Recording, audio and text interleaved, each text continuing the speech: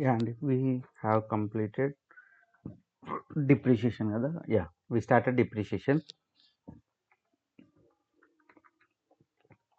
Okay, so what is the system of depreciation we are currently following?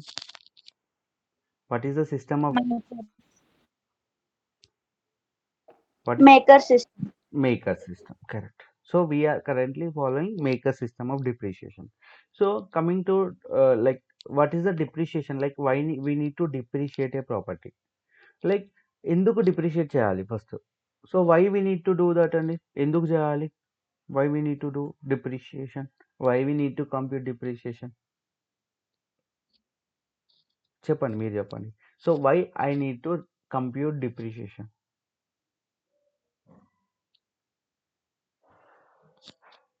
Why I need to compute depreciation అండి? ఎందుకు చేయాలి? So depreciation ఏ properties మీద తీసుకుంటామని చెప్పిన? What kind of properties need to be depreciated? Income produced properties. So if it is an income producing property, I said we need to depreciate that property. So ఇక్కడ ఎందుకు depreciate చేయమన్నా అంటే, so from A particular asset if you are earning any income, whether it may be business income, whether it may be rental income, you are earning income from a particular property. So మీరు ఆ income అనేది 1040 పైన report చేస్తున్నప్పుడు, in respective of that asset, what ever the expenses you have incurred should be reported on 1040. Simple. Clear? So by using for example, by using a machinery, if you are generating any income, for that respective machinery, whatever the expenses you have incurred, that should be accounted అండి. మీరు ఎట్లయితే ఇన్కమ్ని report చేస్తున్నారో ఎక్స్పెన్సెస్ని కూడా report చేయాలి. Simple. So you said we have to depreciate income producing property. So for example, if an asset is put to use for personal use, if it is used for personal usage,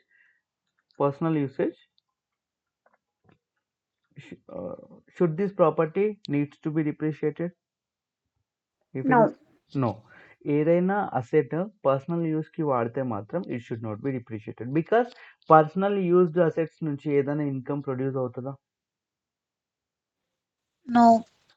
so if there is no income, ఆ particular asset నుంచి నువ్వు personal expenses claim చేయొచ్చా అంటే the answer is no. Clear? So the depreciation should be calculated only in case of income producing properties. Okay, personal assets should not be depreciated. And ఇంకోటి, so for example I have a land అండి. Land is used for business purpose. I have a land, I'm using it for business purpose. ఒక land ఉందండి, దానిపైన ఒక చిన్న shed వేసుకొని దాన్ని business godown లాగా నేను వాడుతున్నా. సో ఈ ల్యాండ్ డిప్రిషియేట్ అవ్వాలా? Should I need to compute depreciation on land? No. No. It will be appreciated. So why? Because ఎందుకు డిప్రిషియేట్ చేయొద్దు అంటే, land is not having a fixed life. ఇప్పుడు మనం ఏదైనా ప్రాపర్టీ చూసుకోండి, ప్రాపర్టీకి ఒక ఒక ఒక సర్టెన్ లైఫ్ ఉంటుందండి. అంటే ఎస్టిమేటెడ్ లైఫ్ ఇన్ని ఇయర్స్ వరకు ఉండొచ్చు. అంటే ఒక ప్రాపర్టీ ఉందనుకోండి, after certain period of time that will be of no use, స్క్రాప్కి వెళ్ళిపోతుంది. కానీ ల్యాండ్ టైం పెరుగుతున్న కొద్ది ల్యాండ్ స్క్రాప్ కింద కన్వర్ట్ అవుతుంది ఎప్పుడైనా? లేదు, ల్యాండ్ ఇన్ని రోజుల వరకే వాడొచ్చు అని ఏమన్నా ఫిక్స్డ్ టైం లైన్ ఏమైనా ఉందా? No.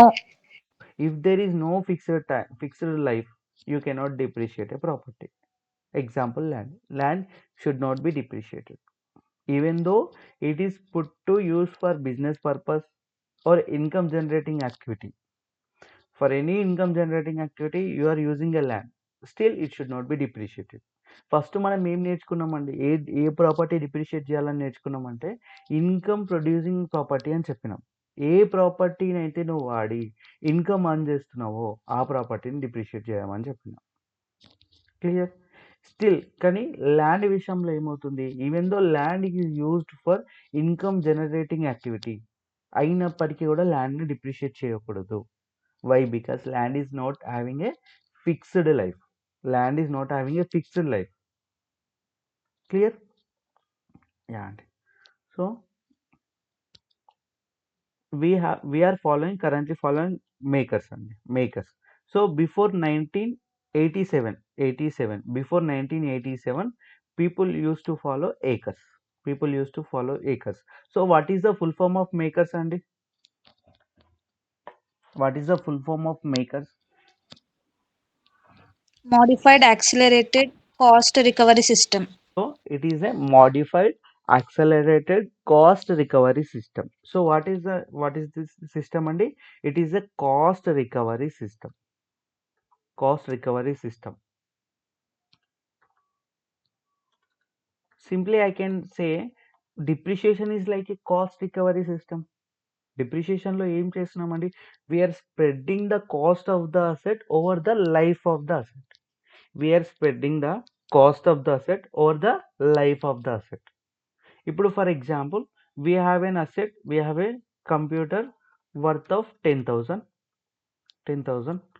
So its life is 5 years. So what is the depreciation for every year, అండి? What is the depreciation for every year? So if I follow just normal మనం ఎస్ఎల్ఎంఏ తీసుకుందాం. ఇక్కడ నేను ఎటువంటి జీడిఎస్ ఏడిఎస్ గురించి నేను మాట్లాడట్లేదు. సో నార్మల్గా చెప్పండి, if the computer is 10,000, life is 5 years, every year depreciation ఎంత క్యాలిక్యులేట్ అవుతుంది? 2 years. 2K. సో 2K అని మీరు ఎట్లా 2,000.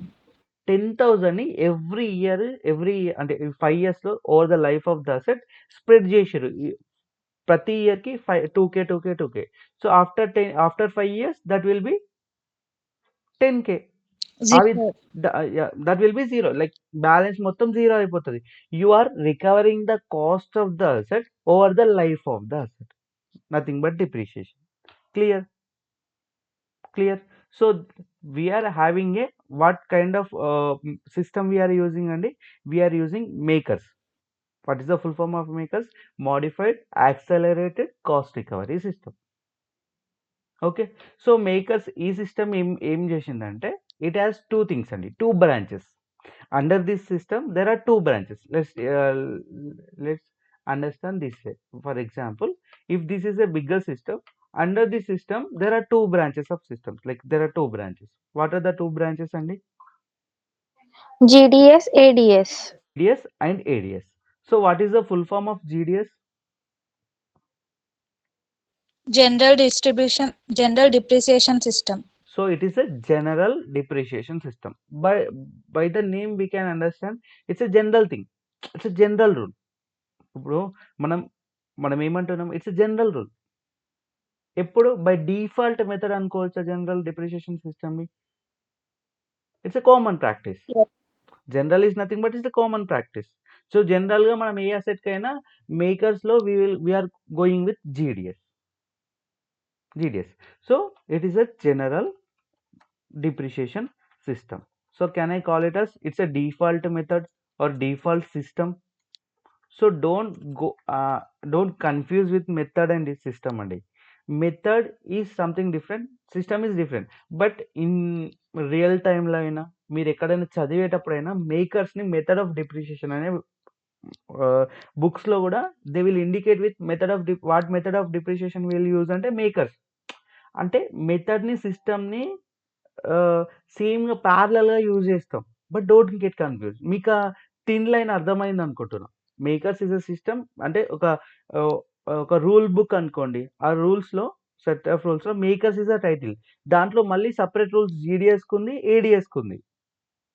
ఓకే, ఈ సిస్టంలో మళ్ళీ జీడిఎస్లో వీఆర్ క్లాసిఫైయింగ్ ఇట్ ఇంటూ మళ్ళీ a kind of property. Depending on the kind of property the rules will change.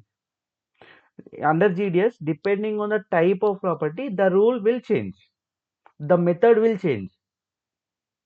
Clear? So under GDS, if it is a personal property, what method of depreciation will use, Andy? Declining DB. balance method. Real property and personal property. For personal property, the method of depreciation we use is declining balance method, DBM. For real property, Straight line Straight method. SLM. So జీడిఎస్లో by like default any property will use GDS అండి. మళ్ళీ based on the type of property will decide whether we need to go with DBM SLM. If it is a personal property will use DBM. If it is a real property it is SLM. So మనకి ఇక్కడ ఏం తెలుసుకుంటున్నాం దీంట్లో అంటే, అసలు మనం ఈ మేకర్స్లో ఏం చెప్తుందంటే ఏ మెథడ్ ఆఫ్ డిప్రిషియేషన్ వాడాలో మనకు చెప్తుంది. బికాస్ నేను డిప్రిషియేషన్ క్యాలిక్యులేట్ చేయడానికి త్రీ ఫ్యాక్టర్స్ కావాలని చెప్పినానండి. What are the 3 factors required to compute depreciation? What are the Cost of the cost of the asset? Super. Recovery period. Recovery period. Yeah, అండి recovery and period. And method of depreciation. So నేను ఏ method of depreciation వాడాలి అనేది ఎవరు చెప్తున్నారు? నాకు makers చెప్తుంది. సింపుల్గా చెప్పాలంటే అందుకే మనకి మేకర్స్ని కూడా people use to call it as method. So మనకు కన్ఫ్యూజ్ అవ్వద్దు అని నేను సిస్టమ్గానే పిలుస్తాను. But in some books you can see MACRS is a method of depreciation. Clear? అవును, ఎందుకు మెథడ్ ఆఫ్ డిప్రిషియేషన్ అంటున్నాడు వాడు? ఎందుకంటే మేకర్స్లో మీకు తెలుసుకునేది ఏంటి? For which this kind of property we're using this kind of method. అంతే కదండి. ఇప్పుడు జీడిఎస్లో for personal property we're using DBM, for real SLM. By using this system we are get to know like what method of depreciation I need to use for the particular asset. Clear? So method of depreciation మనకి ఎందులో ఇవ్వబడ్డది? మేకర్స్లో ఇవ్వబడ్డది. Clear? Getting my point? Clear అండి? yes sir. Okay, 1 second.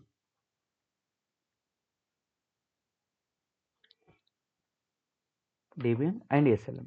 అయితే ఇక్కడ ఏంటి? Recovery period. Coming to recovery period ఎట్లా ఏ విధంగా IRS వాడు చెప్పిందంటే he has given some asset classes. Recovery period అనేది estimated life of the asset అనేది.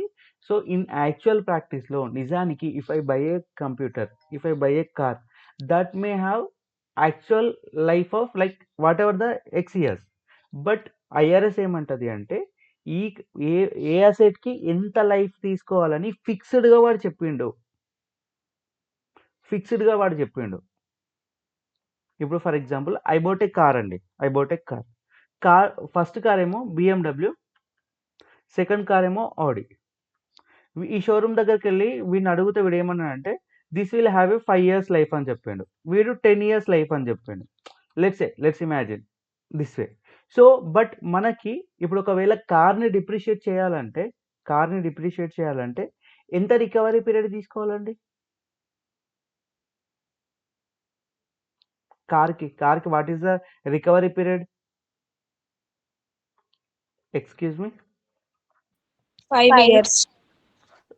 ఇక్కడ నిజానికి వీడు ఏమంటున్నాడంటే ఇన్ యాక్చువల్ సినారియో ఏమైందంటే 2 cars are having different life of the asset అండి. Are we going to check what is the actual life? Are we going to check this? No. Are we going with the fixed thing which is given by the IRS? We have to, yes.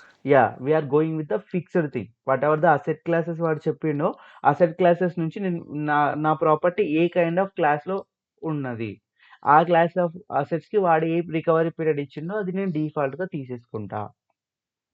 Clear? So coming to recovery periods, so car, computer వీటన్నిటికి ఎంత recovery period ఉందండి? 5 years. 5 years. For office furniture 7 years. 7 years. For any improvements like land improvements or any ఇంప్రూవ్మెంట్స్కి ఎంత ఉందండి? 15 years. ఇది మన 10 years క్లాస్లో ఏది ఉంది? ట్రాక్టర్ ఉందా 10 years క్లాస్లో? MFG plants. Manufacturing plants. ఇంకేమున్నాయి? ట్రాక్టర్స్ ఉన్నాయా? ట్రాక్టర్స్ థర్డ్ క్లాస్లో ఉన్నాయా లేకపోతే ఒక్క నిమిషం అండి నేను ట్రాక్టర్స్ 3 థర్డ్ years. 3 year క్లాస్లో ఏమున్నాయండి Tractors, tractors Race horses. Race horses correct race horses okay ఇవి 3 year క్లాస్లో వస్తున్నాయి కదా ఇది మ్యానుఫ్యాక్చరింగ్ ప్లాంట్స్ వచ్చేసి 10 year క్లాస్లో ఉన్నాయి అంతే కదా ఓకే సో నేను అంటే మిమ్మల్ని గుర్తుపెట్టుకోవడానికి ఏమేమి అడుగుతా అంటే ఇది గుర్తుపెట్టుకోండి ఇంప్రూవ్మెంట్స్ గుర్తుపెట్టుకోండి ఓకే ఎందుకంటే మనకి ట్రాక్టర్స్ రేస్ హార్సెస్ అనేవి ట్రాక్టర్స్ ఎవరికి వస్తాయి ఫార్మ్ ఇన్కమ్ ఉన్న వాడికి వస్తుంది who is doing in agriculture చేసే వాళ్ళకి ఈ ట్రాక్టర్స్ వాడే అవసరాలు ఉంటాయి కదండి సో అట్లాంటి క్లయింట్స్ చాలా తక్కువ ఇన్ ప్రాక్టికల్గా నీకు ఫార్మ్ ఇన్కమ్ ఉన్న క్లయింట్స్ అనేవి చాలా రేర్గా చూస్తాం ఈవెన్ ఫార్మ్ ఇన్కమ్ అసలు ఎవరు చేయని కూడా చేయరు ఏదో కొన్ని పర్టికులర్ ఉన్న ఏరియాస్లో ఉన్న వాళ్ళ క్లయింట్ అంటే కొన్ని ఏరియాస్ ఉంటాయి కదా ఎక్కడైతే అగ్రికల్చర్ చేయగలుగుతారో ఆ ఏరియాలో ఉన్న క్లయింట్స్కి మాత్రమే అగ్రికల్చర్ ఇన్కమ్ ఉంటుంది మోస్ట్లీ అగ్రికల్చర్ ఇన్కమ్ ఉండదు కాబట్టి గుర్తుపెట్టుకోం సో మేము కూడా షెడ్యూల్ ఎఫ్ చేయం schedule F is for farm income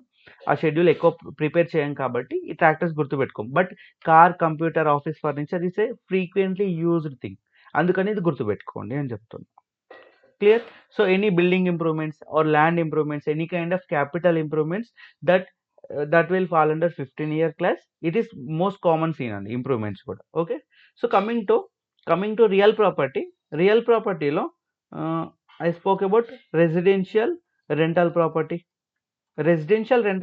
in the sense those are not different అండి రెసిడెన్షియల్ రెంటల్ ప్రాపర్టీ అంటే మనం ఒక బిల్డింగ్ని రెంట్కి ఇస్తున్నాం ఆ రెంట్కి ఇచ్చినప్పుడు నా టెనెంట్ ఆ బిల్డింగ్ని దేని పర్పస్కి వాడుతున్నాడు అంటే ఫర్ రెసిడెన్షియల్ పర్పస్ వాడు ఉండడానికి వాడుకుంటున్నాడు so that is the meaning of residential rental property clear so what is the recovery period of residential rental property అండి 27.5 years. 7.5 కంపల్సరీ రియల్ ప్రాపర్టీస్ మాత్రం ఖచ్చితంగా లైఫ్ రికవరీ పీరియడ్ మీరు గుర్తుపెట్టుకోవాలండి ఐ రికమెండ్ ఖచ్చితంగా గుర్తుపెట్టుకోమని చెప్తాను okay so for office building 39 years. ఇట్లా చెప్పే బదులు కమర్షియల్కి అయితే 39 years. 39 years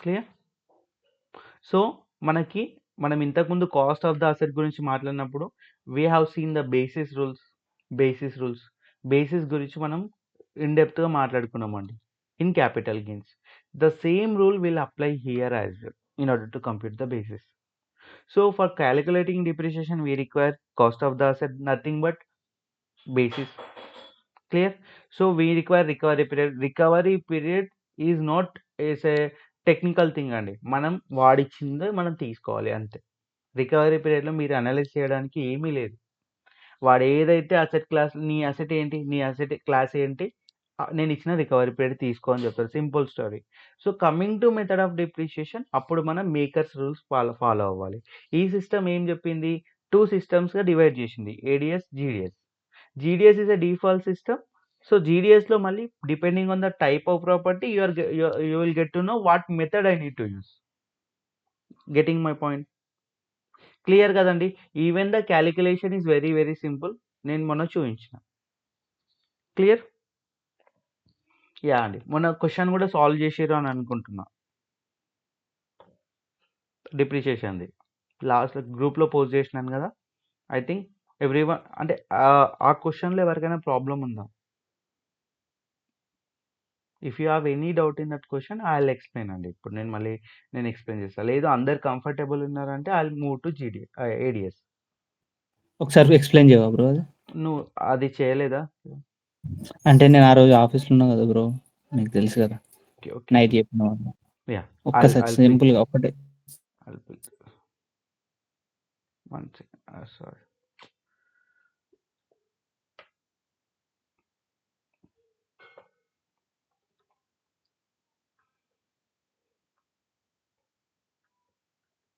Yeah. So I said Richard purchased following assets. What are the assets? And the first asset is building for his business godown. ఎందుకు వాడుతున్నాడంట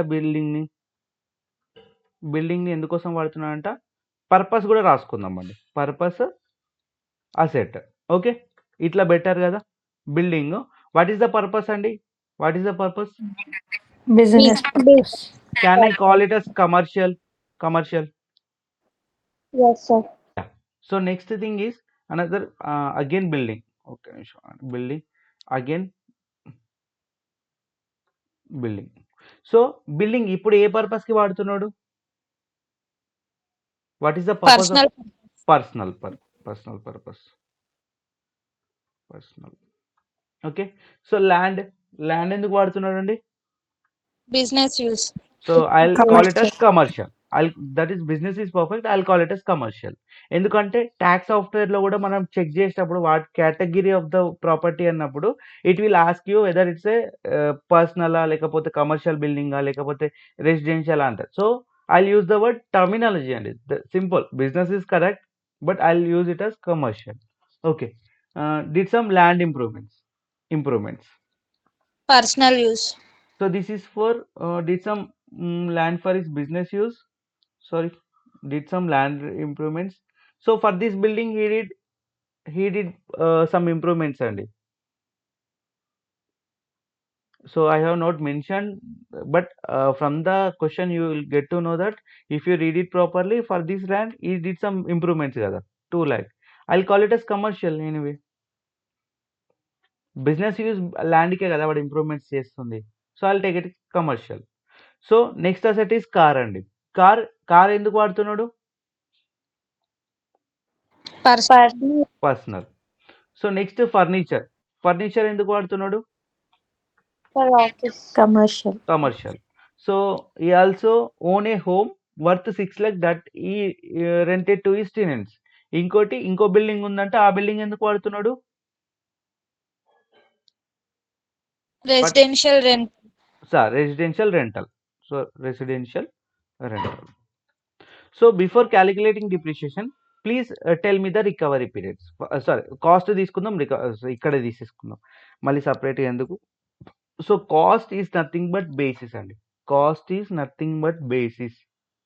మళ్ళీ confuse అవ్వకండి, cost వేరు basis వేరు అని మాత్రం చెప్పకండి please. Because what is basis అండి? What is the meaning of basis? Cost of an asset. Initial cost of an asset. Correct అండి. It is an initial cost of an asset. What is an adjusted basis? Any modifications done to basis. Yeah అండి. So they sometimes the requirement arises like to that basis we have to add some items, we have to deduct some items. So whatever the result figure we'll getting, that we'll call it as adjust basis, because for the basis we did some modifications. Simple గా చెప్పాలంటే modified version of basis A adjusted basis. Okay, so cost is nothing but basis అండి. Cost is nothing but basis and recovery period and method of depreciation. So coming to cost, so it is asset personal, but sorry, I'll put above. Okay, building commercial purpose 10 lakh. 10 lakh. Building personal use 20 lakh. Land 30 lakh. So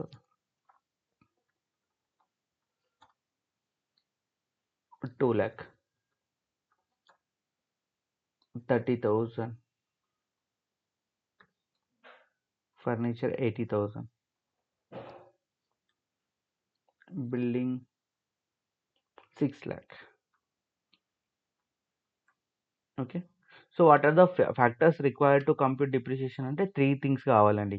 cost తెలవాలి, recovery period తెలవాలి, method of depreciation తెలవాలి. So coming to recovery period, building used for commercial purpose, recovery period 39 years. 39 years. So building personal use, building No depreciation to be calculated. no depreciation is required because personal use assets cannot be depreciated. Only income producing assets need to be depreciated. Yeah, and land commercial purpose. No. It will appreciate. 39. Commercial purpose ఉంది కదా. So land commercial purpose in Still land is appreciated. Still land cannot be depreciated because land is not having a fixed life. Land అంటే మనం depreciation calculate చేయడానికి main motto ఏంటంటే ఒక ఒక asset అనేది over a period of time దాని value తగ్గిపోతుంది. Due to wear and tear కావచ్చు, డ్యూ టు యూసేజ్ అవ్వచ్చు, మీరు వాడకుండా పక్కన పడేసిన డ్యూ టు మనకు ఇప్పుడు నేచర్ వల్ల సన్కి, రెయిన్కి వాటి యొక్క ప్రాపర్టీ వాల్యూ అనేది తగ్గిపోతూ ఉంటుంది. ఒక పర్టికులర్ పీరియడ్ తర్వాత అది ఎక్స్పైర్ అయిపోతుంది. బట్ ల్యాండ్కి ఎక్స్పైరీ డేట్ ఉంటుందా? ల్యాండ్కి ఎక్స్పైరీ డేట్ ఉండదు కాబట్టి it should not be depreciated. Even in the accounting థింగ్లో కూడా ల్యాండ్ని మనం డిప్రిషియేట్ చేయము. ఓకే, ఇప్పుడు మీకు ఒక డౌట్. ఇప్పుడు ఫర్ ఎగ్జాంపుల్ మనము ఆఫీస్ ఇప్పుడు మన రెసిడెన్షియల్ మన పర్సనల్ హోమ్ లో సమ్ పార్ట్ ఆఫ్ ఏరియాని మనము ఒకవేళ బిజినెస్ కి యూజ్ చేసి ఆ టైంలో డిప్రిషియేషన్ క్యాలిక్యులేట్ చేయమా బిల్డింగ్ మీద కూడా? So if for example, so what Kiran said is, we have a home and we have a building. Let's take this as a building. So we have 2 rooms. In the first room I live by myself and in the second room I'll use it for my office purpose. This portion is used for my personal usage, second portion is used for my business thing. So at that time there is a concept called 8829 that I'll call it as business use of home. That I'll call it as business use of home. There are different set of rules how to bifurcate this, how to calculate it. Clear? అది నేను business టాపిక్లో మాట్లాడతాను. Okay, అది different. ఇప్పుడు మనం ఏంటి సింపుల్గా చెప్పాలంటే పర్సనల్ పర్పస్కి బైఫరికేట్ చేయాలి, బిజినెస్ పర్పస్కి ఆ బైఫరికేషన్ ఎలా చేయాలనేది 8829 ఫామ్ మీద చేస్తాము. 8829 మీద that I'll call it as business use of home. That concept I'll explain అండి. Okay bro. Okay, so coming to land improvements for commercial, 15 years. 15 years అండి, because any improvements made to a real property like building improvements, land improvements, that I'll take it as 15 years. Yeah, and the car for personal usage, No depreciation. getting furniture for commercial, 7 years. 7 years. building for residential rental, 27.5 years. 27.5. So coming to method, let's look for the method. And so building used for commercial, Rating method. ఇప్పుడు మనం method of డిప్రిషియేషన్కి నేను చూడాల్సింది ఏంటంటే దాని purpose కన్నా ఏ type of property అని చూస్తే చాలు కదా. పర్పస్తో నాకేం పని అండి? ఇప్పుడు పర్పస్ ఎప్పుడు చూసినా నేను అది డిప్రిషియేట్ అవ్వాలా లేదా అనే విషయం చూసుకున్నా, అండ్ దాని యొక్క రికవరీ పీరియడ్ డిటర్మైన్ చేయడానికి చూసిన. But coming to method of depreciation, I need to check whether building is a real ప్రాపర్టీయా పర్సనల్ ప్రాపర్టీయా చూస్తే చాలు. ఇప్పుడు మనకు బిల్డింగ్ రియల్ ప్రాపర్టీ కదా, ఏ మెథడ్ ఆఫ్ డిప్రిషియేషన్ వాడాలండి? SLM method. Building personal use కాబట్టి no depreciation for these assets, no depreciation. So no depreciation same తీసేసుకుంటున్నానండి. Okay, land improvements commercial purpose, land improvements. So please understand, land improvements or building improvements cannot be taken as a real property. Please understand. ఎందుకు? ఇప్పుడు నేను ఇంట్లో ఒక చిన్న improvement చేసినాను అనుకోండి, that is not a real property, that is personal property.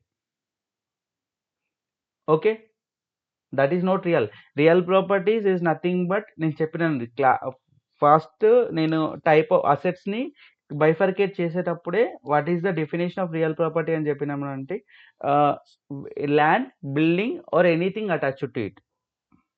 Okay, any improvements made to the real property is not a real property. Okay, that is personal, that is considered as personal. Land improvements, that will comes under personal property. So what method of depreciation I'll use on it? DBM. So what DBM and whether it's a double declining or 150% declining?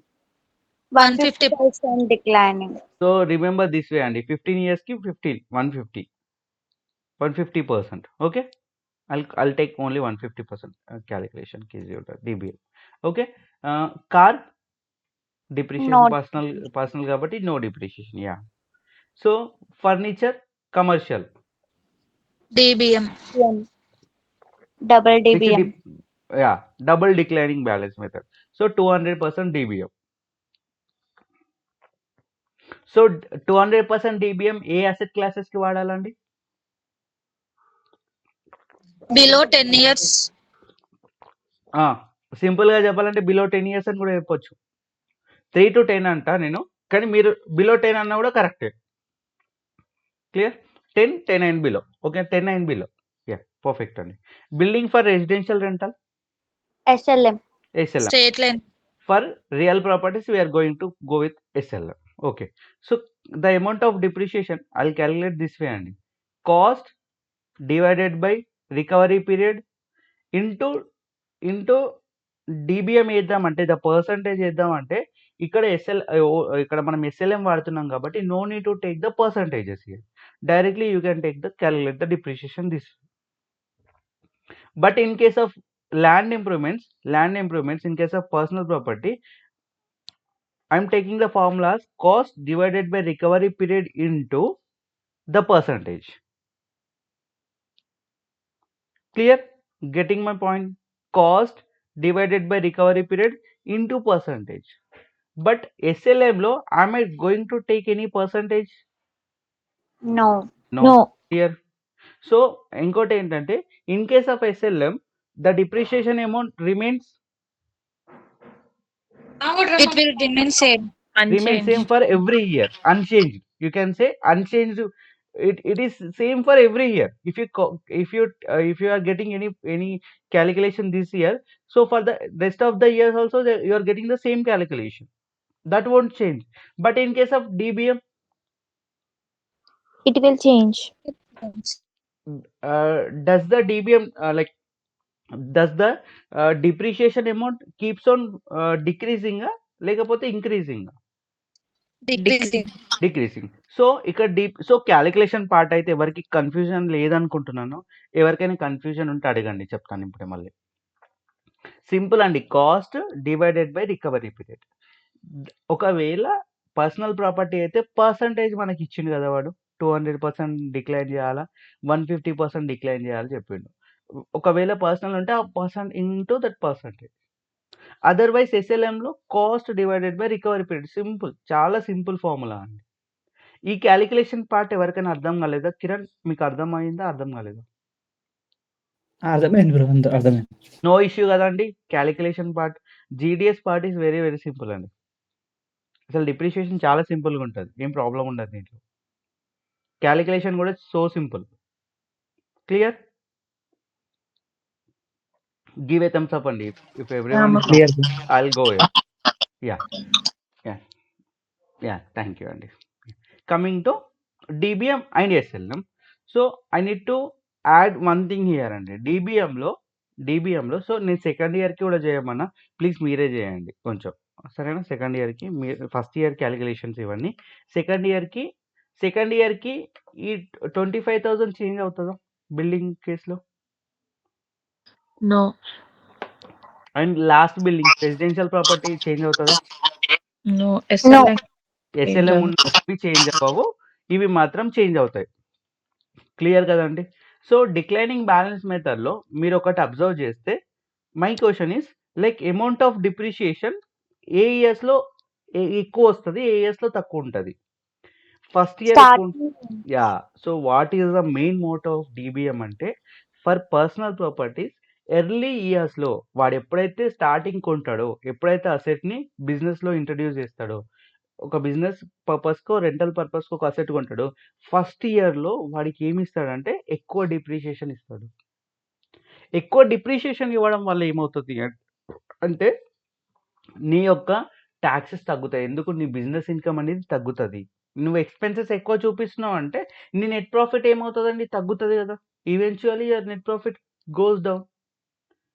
If you are, for example, if you are having business income, for example business expense, if you have 100 income, 50 expense, you will be having net profit of 50.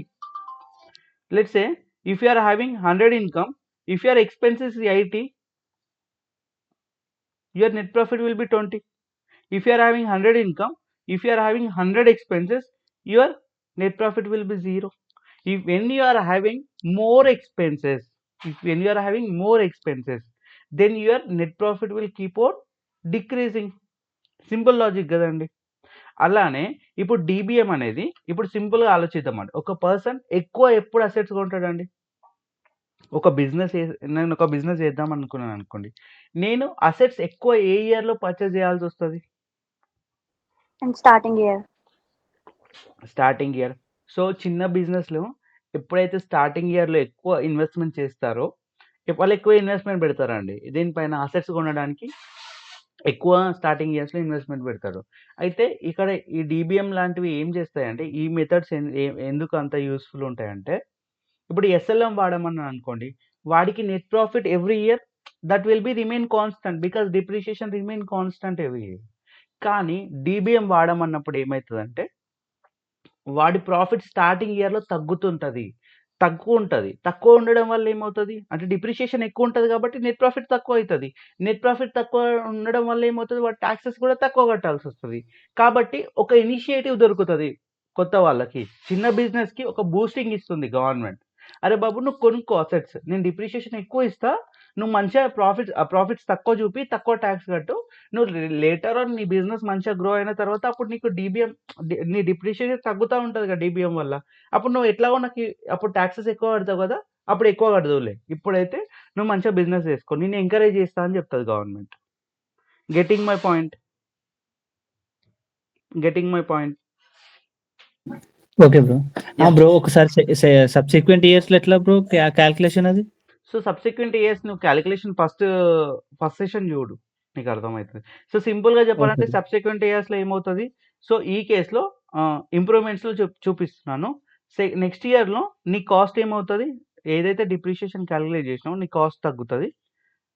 That your basis will decline in the next year. Then it will be divided by 15 years into what is the percentage, 150%. Please don't miss any classes అండి. మీరు ఒక్క class miss అయితే next క్లాస్కి కొంచెం ఏమంటారు, ఆ lag ఉంటుంది, మళ్ళీ ఒక కన్ఫ్యూజన్ క్రియేట్ అవుతుంది. Please don't miss any classes అండి. If you don't have a time to attend live session, please at least watch recording session. Yeah, and so come back to our story.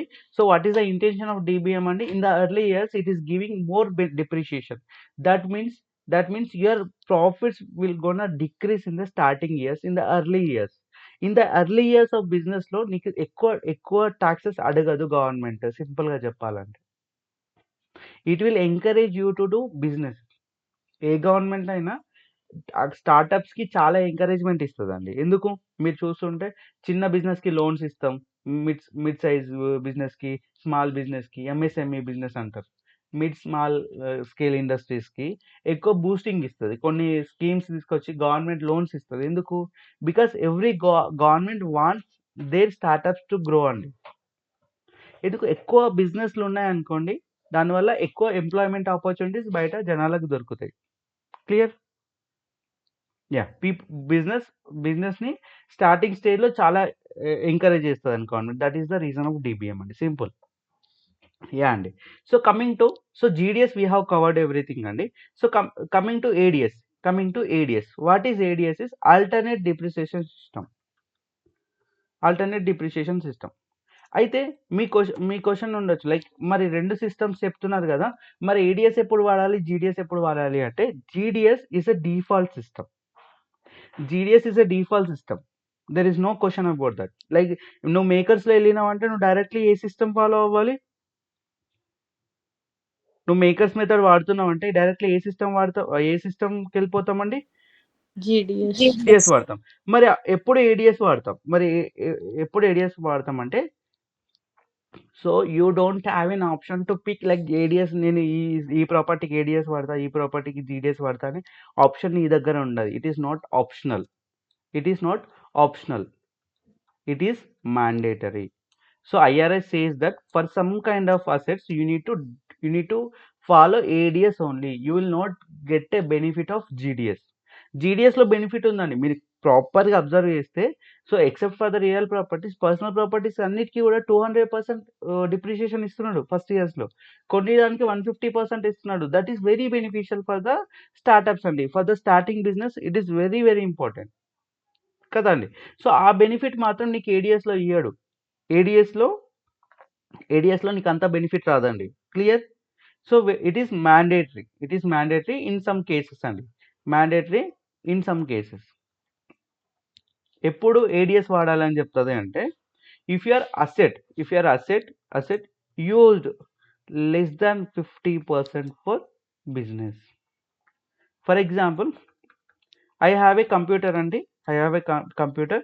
ఈ computer మీద నేను 1000 hours work చేస్తే దాంట్లో ఒక 250 hours ఏమో I'm using for business. ఇంకా మిగతా 750 hours నేను గేమ్స్ ఆడడానికి వాడుతున్నాను, పర్సనల్ రిక్రియేషన్ కోసం, పర్సనల్ పర్పస్. సో ఒక కంప్యూటర్ని ఎంటైర్ ఇయర్లో నేను 1000 అవర్స్ని యూజ్ చేస్తే 1000 అవర్స్ వాడితే ఆ 1000 అవర్స్లో 250 అవర్స్ ఏమో నేను బిజినెస్కి వాడుతున్నా, 750 అవర్స్ ఏమో పర్సనల్కి వాడుతున్నా. Okay. So for my gaming, for my video editing I'm using that computer అండి. అయితే నా క్వశ్చన్ ఏంటి అంటే సో ఈ కంప్యూటర్ ఎంత పర్సంటేజ్ బిజినెస్కి వాడుతున్నాను, ఎంత పర్సనల్కి వాడుతున్నానండి? 25% for business, 75% for personal. So look at here అండి. The asset is put to use for personal purpose. I'm using more than 50% for personal purpose. That is less than 50% for business purpose. So don't to confuse అండి. So directly saying business purpose కి ఎంత వాడుతున్నానండి? I'm using less than 50%. So ఇట్లాంటి కంప్యూటర్కి can I use GDS అంటే no. GDS వాడొచ్చా దీనికంటే? No. You have to go with ADS system. Alternate depreciation సిస్టమే వాడాలండి. జీడిఎస్ నువ్వు వాడతా అన్నా కూడా ఐఆర్ఎస్ అలౌ చేయదు ఇటువంటి ప్రాపర్టీస్కి. If a property is used less than 50% for business. So there are some chances అండి. One asset is put to use for multiple purposes. Like if I have a building, let's assume this way అండి. Let's take this way. Like for example, if I have a building, in that building I have 3 rooms అండి. 1 room, 2 room, 3 room. Three rooms నేను ఎట్లా వాడుతున్నా అంటే first రూమ్లో నేను ఉంటున్నా, personal పర్పస్కి వాడుతున్నా. సెకండ్ రూమ్ని రెంట్కి ఇచ్చిన. థర్డ్ పోర్షన్ ఏం చేసిన అంటే బిజినెస్ ఆఫీస్కి వాడుతున్నా. ఈజ్ ఇట్ ప్రాక్టికల్లీ పాసిబుల్ అంటే ఈజ్ ఇట్ ప్రాక్టికల్లీ పాసిబుల్? మా క్వశ్చన్ ఏంటంటే like is it practically possible? Yes.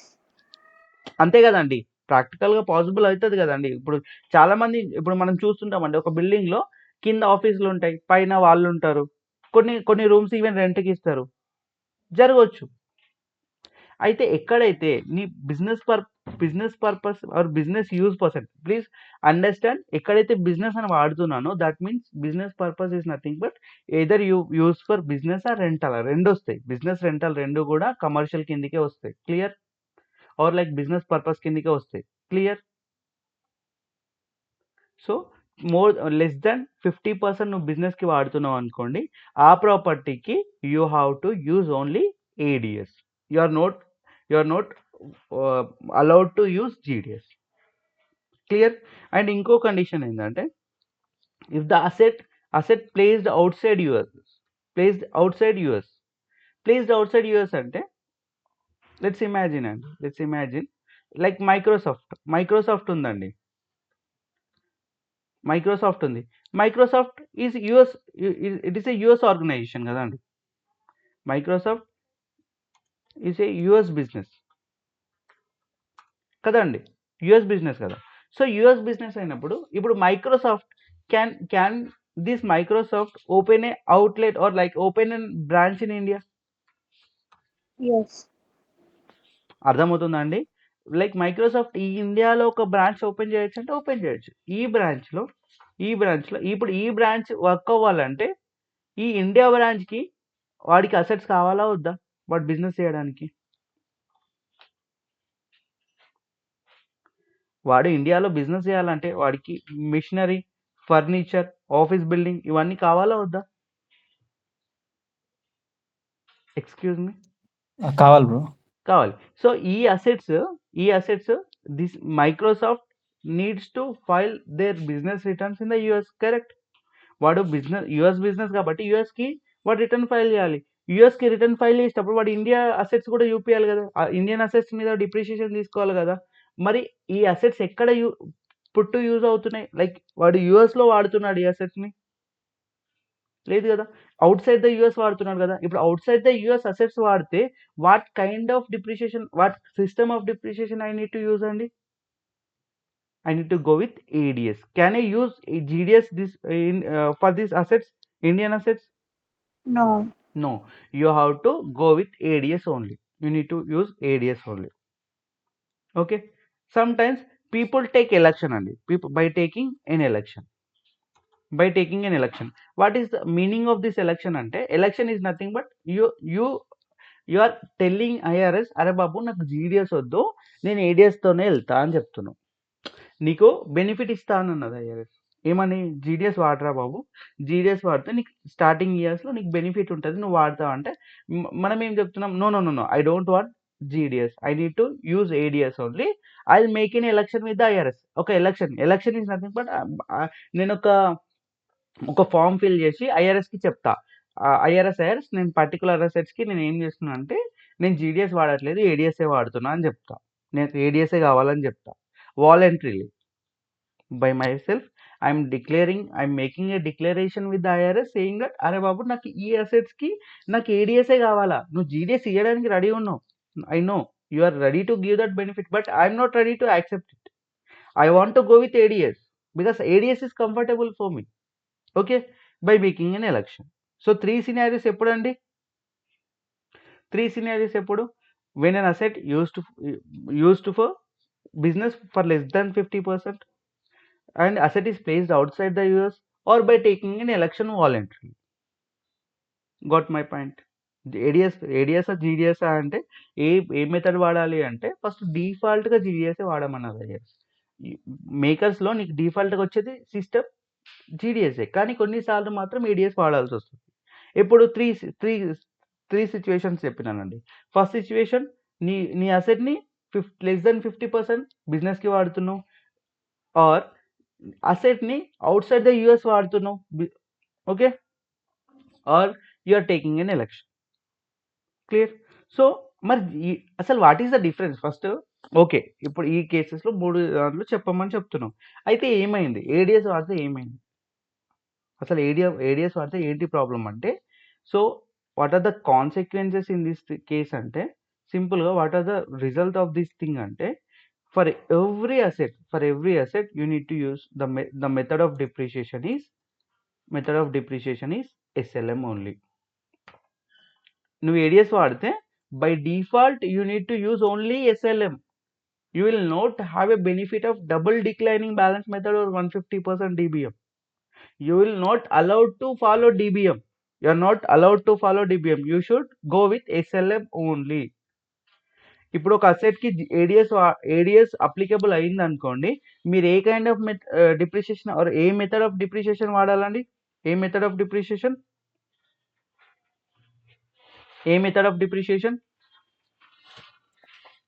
SLM. By default you have to use SLM. నేను ఇక్కడ ఏడిఎస్లో should I need to bifurcate the property whether it's a personal property or real property అలా చూడాల్సిన అవసరం ఉందా? No need, not required. Clear? Then దీనివల్ల ఏమవుతుంది అంటే you cannot claim bonus depreciation అండి. ఇది నేను చెప్తాను, బోనస్ డిప్రిషియేషన్ అంటే ఏంటో నేను చెప్తాను. ఫర్ మీన్ వైల్ ఎట్లా గుర్తుపెట్టుకోవాలంటే, బోనస్ డిప్రిషియేషన్ రాదు. ఏడిఎస్కి వెళ్ళిన వాడికి బోనస్ డిప్రిషియేషన్ రాదు. Just remember this way. నేను మళ్ళీ చెప్తాను బోనస్ డిప్రిషియేషన్ అంటే ఏంటో నేను చెప్తాను. అండ్ 179 డిప్రిషియేషన్ కూడా యూజ్ చేయం కదా, తీసుకోం కదా. 179 కూడా ఎలక్షన్ రాదు.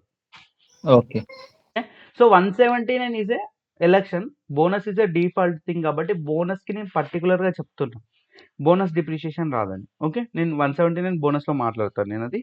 ఓకే అండి. Then after it will have a longer recovery periods. Under ADS you will be having a longer recovery periods. అంటే ఏంటి అంటే, మనం ఇంతకుముందు ఏమన్నాం, కార్కి కంప్యూటర్కి ఎంత చెప్పినామండి? ఒక నిమిషం అండి. కార్ కంప్యూటర్కి మన రికవరీ పీరియడ్ ఎంత? 5 years. 5 తీసుకున్నాం. And for furniture 7 years. 7 years. For improvements, 15 years. 15 years, residential rental property, 27.5. 21 years, 7.5 years. 27.5, So for commercial, 39 years. 39 years. Okay, so if you see in the ADS and under ADS, I'll show you the recovery periods. Recovery periods ఎక్కువ అంటే longer recovery period ఉండడం బెటరా tax పేర్కి, shorter recovery periods ఉండడం బెటరా? ఏది better అండి? Shorter recovery period ఉంటే better. ఎందుకంటే నీకు తొందరగా నువ్వు ఏంటంటే కాస్ట్ అంతా రికవర్ చేసినావు అనుకోండి, అంటే నీకు ఎవ్రీ ఇయర్ ఎక్కువ డిప్రిషియేషన్ వస్తుంది కదా. ఎక్కువ డిప్రిషియేషన్ రావడం వల్ల ఏమవుతుంది, నేను కట్టాల్సిన ట్యాక్సెస్ తగ్గుతాయి, బికాస్ నా నెట్ ప్రాఫిట్ తగ్గుతుంది కదా.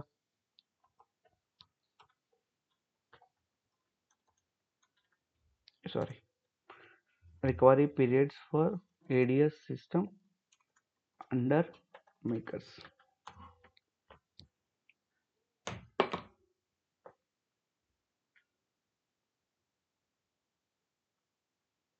సో మనం ఫర్నిచర్స్ అండ్ ఫిక్చర్స్కి ఎంత తీసుకున్నామండి? జీడిఎస్లో ఎంత తీసుకున్నాం? 7 years. 7 years. 7 years. ఎంత ఉంది 10 years. Under 10 ADS? It is 10 years. Sorry, కార్కి సేమ్ ఉందండి, కార్కి దీనికి 5 ఉంది, కానీ ఇక్కడ 10 ఉంది. అండ్ ఇంప్రూవ్మెంట్స్కి ఎంత ఉంది? Let's see for the improvements ఇచ్చిండా వీడు? ఇంప్రూవ్మెంట్స్ ఏమి ఇవ్వలేదా? క్వాలిఫైడ్ ఇంప్రూవ్మెంట్ ప్రాపర్టీ అని కింద ఇచ్చారు. ఇక్కడ క్వాలిఫైడ్ ఇంప్రూవ్మెంట్ ప్రాపర్టీ ఎంత ఇచ్చిండు? 20 years. 20 ఇచ్చిండు. మనం ఏమనుకున్నాం, మనం జీడిఎస్లో అయితే 15, ఇక్కడ 20 ఇచ్చిండు. రెసిడెన్షియల్ రెంటల్ ప్రాపర్టీకి 30, మనకి జీడిఎస్లో ఎంత వస్తుంది? 27.5. కమర్షియల్కి I think 40.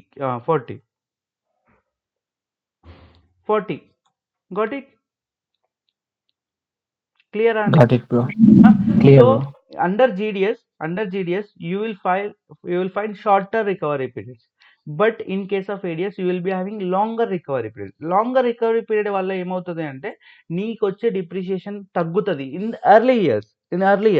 Gradually you will getting depreciation in the later years, but ఎవరికైనా బిజినెస్ కొత్తగా పెట్టినప్పుడే ట్యాక్సెస్ తక్కువ ఉండడం చాలా బెటర్ అండి. ఎందుకు, వాడు అప్పుడప్పుడే ఇన్వెస్ట్మెంట్ చేస్తుంటాడు, వాడు అప్పుడే ట్యాక్స్ కట్టమంటే కొంచెం వాడికి పెయిన్ఫుల్గా ఉంటుంది. బికాస్ నేను ఇప్పుడిప్పుడే మార్కెట్లోకి వచ్చినప్పుడు నాకు ఎక్కువ ఇన్వెస్ట్మెంట్కి ఖర్చు ఎక్కువ అవుతుంది కదా, దాంట్లో ఇంకో ట్యాక్సెస్ గవర్నమెంట్ వచ్చి ట్యాక్సెస్ అడిగింది అనుకో కొంచెం పెయిన్ఫుల్గా ఉంటుంది. Clear? So later on business grow అయినప్పుడు ట్యాక్సెస్ కడతాడు, anyway you will pay taxes in the later years. But early ఇయర్స్లో నీకు బెనిఫిట్ ఏ సిస్టమ్ నుంచి వస్తుంది అంటే GDS system will benefit you in the early years. Clear? ADS ఏం చేస్తుంది అంటే నీకు గ్రాడ్యువల్గా బెనిఫిట్ ఇస్తుంది. ఏడిఎస్ ఇస్ నాట్ బెనిఫిషియల్ అని చెప్తలే. ఎర్లీ ఇయర్స్లో జీడిఎస్ అంతా బెనిఫిట్ ఇవ్వదు, లేటర్ ఇయర్స్లో బెనిఫిట్ ఇవ్వచ్చు ఫ్యూచర్ ఇయర్స్లో. అయితే ఏడిఎస్ వర్సెస్ జీడిఎస్ అన్నప్పుడు some people voluntary go with ADS. ఎందుకు అంటే కొన్ని బిజినెస్లు ఉంటాయండి, ఏంటి, they want to show there performance to the world. మనం బయట మార్కెట్లో నేను ఇంత ప్రాఫిట్స్ అర్న్ చేసిన అని చెప్పడం, ఇట్స్ ఎ రెప్యుటేషన్ థింగ్. ఇప్పుడు సింపుల్ అండి, ఒక బిజినెస్ చేసేవాడు బయట వాళ్ళకి మార్కెట్లో నాకు ఎక్కువ ప్రాఫిట్ ఉంది అని చెప్పడానికి ఇష్టపడతాడా, నేను లాసెస్లో ఉన్నా అని చెప్పడానికి ఇష్టపడతాడా? ప్రాఫిట్లో ఉన్నా అని చెప్పడానికి ఇష్టపడతాడు. బికాస్ వాడు ప్రాఫిట్లో ఉన్నా అని చెప్పింది అనుకోండి, బయట వాడికి లోన్స్ ఎక్కువ వస్తాయి, కస్టమర్స్ ఎక్కువ వస్తారు, కొంచెం ఏమంటారు, ఆ రెప్యుటేషన్ పెరుగుతుంది, గుడ్ విల్ పెరుగుతుంది. సో సమ్ పీపుల్ వాళ్ళంతటా వాళ్ళు, for example they want to have A business loan అనుకోండి. బిజినెస్ లోన్ కావాలి అంటే రేపు పొద్దున వాడు బ్యాంక్లో పోయి అడిగితే వాడు ఇన్కమ్ ట్యాక్స్ రిటర్న్స్ ఇవ్వు అని అడుగుతాడు. ఇన్కమ్ ట్యాక్స్ రిటర్న్స్లో లాస్ ఉంటే వాడికి లోన్ వస్తుందా? లోన్ వస్తుందా? నో. సమ్ టైమ్స్ బిజినెస్ ఏం చేస్తుంది అంటే వాలంటరీగా ఏడిఎస్కి వెళ్ళిపోతుంది. ఏడిఎస్కి ఎందుకు వెళ్ళిపోతుంది? ఏడిఎస్కి వెళ్ళినాక వాడి యొక్క నెట్ ప్రాఫిట్ పెరుగుతుంది. ప్రాఫిట్ ఎక్కువ పెరిగితే ఫ్యూచర్లో వాడికి లోన్స్ కానీ బయట రెప్యుటేషన్ కానీ పెరుగుతుంది అని చెప్పి కొంతమంది నమ్ముతారు. For that they will make an election.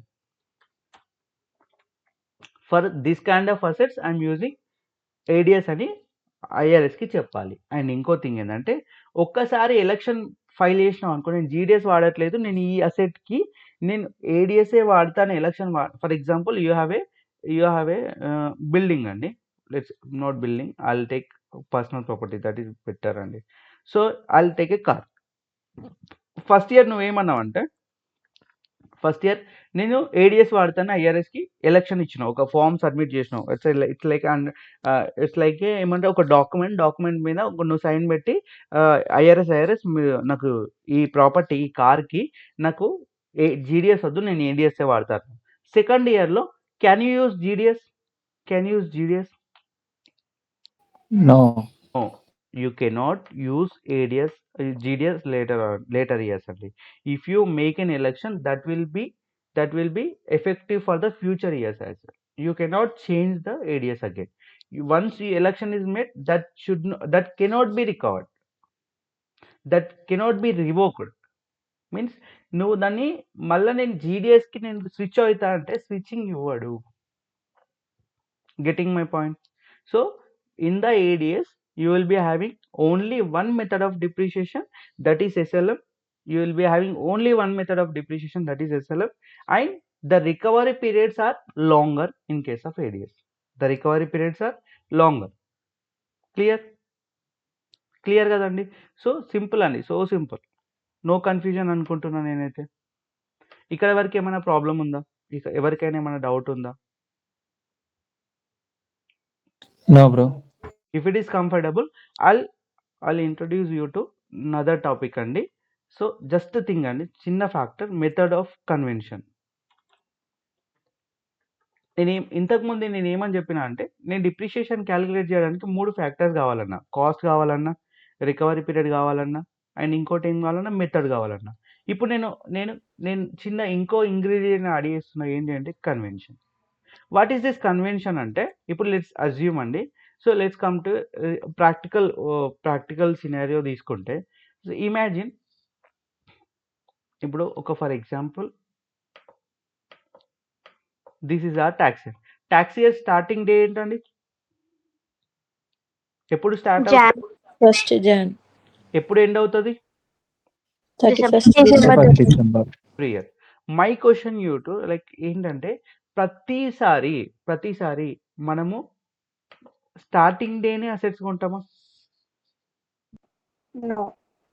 First Jan రోజు అసెట్ కొంటామా?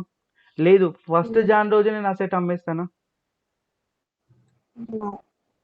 For example No. అండి,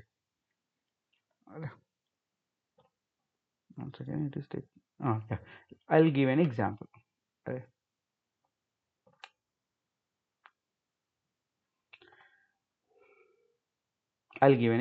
The example is like ABC Incorporation. It bought a computer on August 1st 2024 for let's say 20,000. So if I ask you to compute depreciation, what you will do according to like up to where we are, like మీరేం చేస్తారు, you will take the cost, you will take the recovery period, you will take the method of depreciation. So what is the cost అండి? We took 20,000. Clear? What is the recovery period? 5 years. 5 years. What is the method? DBM. DBM, it is 200% DBM or double declining balance method. 200% DBM. Correct? Kada? So if I compute depreciation like directly, etla calculate chestunna ante 20,000 divided by cost divided by recovery period into percentage cheste, is it correct?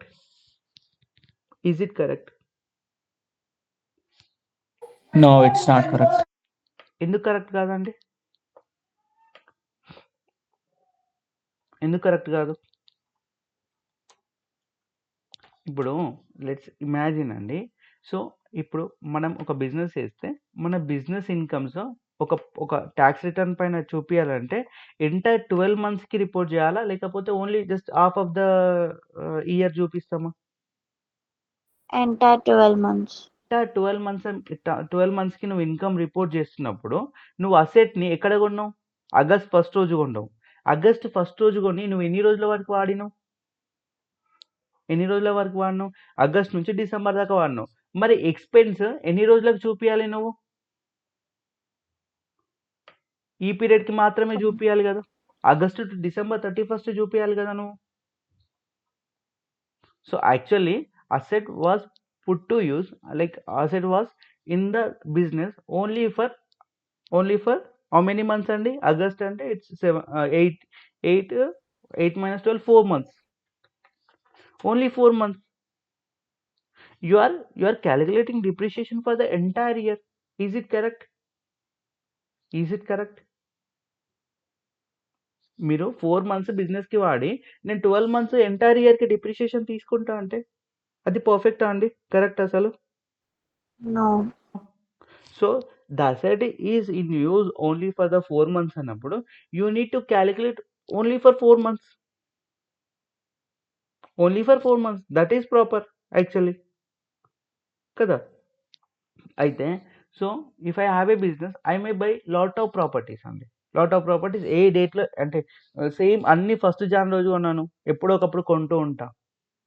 మరి అప్పుడు 4 మంత్స్‌కి మనం ఎట్లా calculate చేయాలి అంటే IRS ఏమంటదంటే ఇక్కడ complication ఏందంటే ప్రతిసారి నువ్వు లెక్క పెట్టకు. కూర్చొని ఎప్పుడెప్పుడు కొన్నా, ఎన్ని మంత్స్ ఉంది, ఎన్ని మంత్స్‌కి వాడుతున్నా ఇదంతా వద్దు నాకు. ఈ కాంప్లికేషన్ నేను ఇవ్వను నీకు.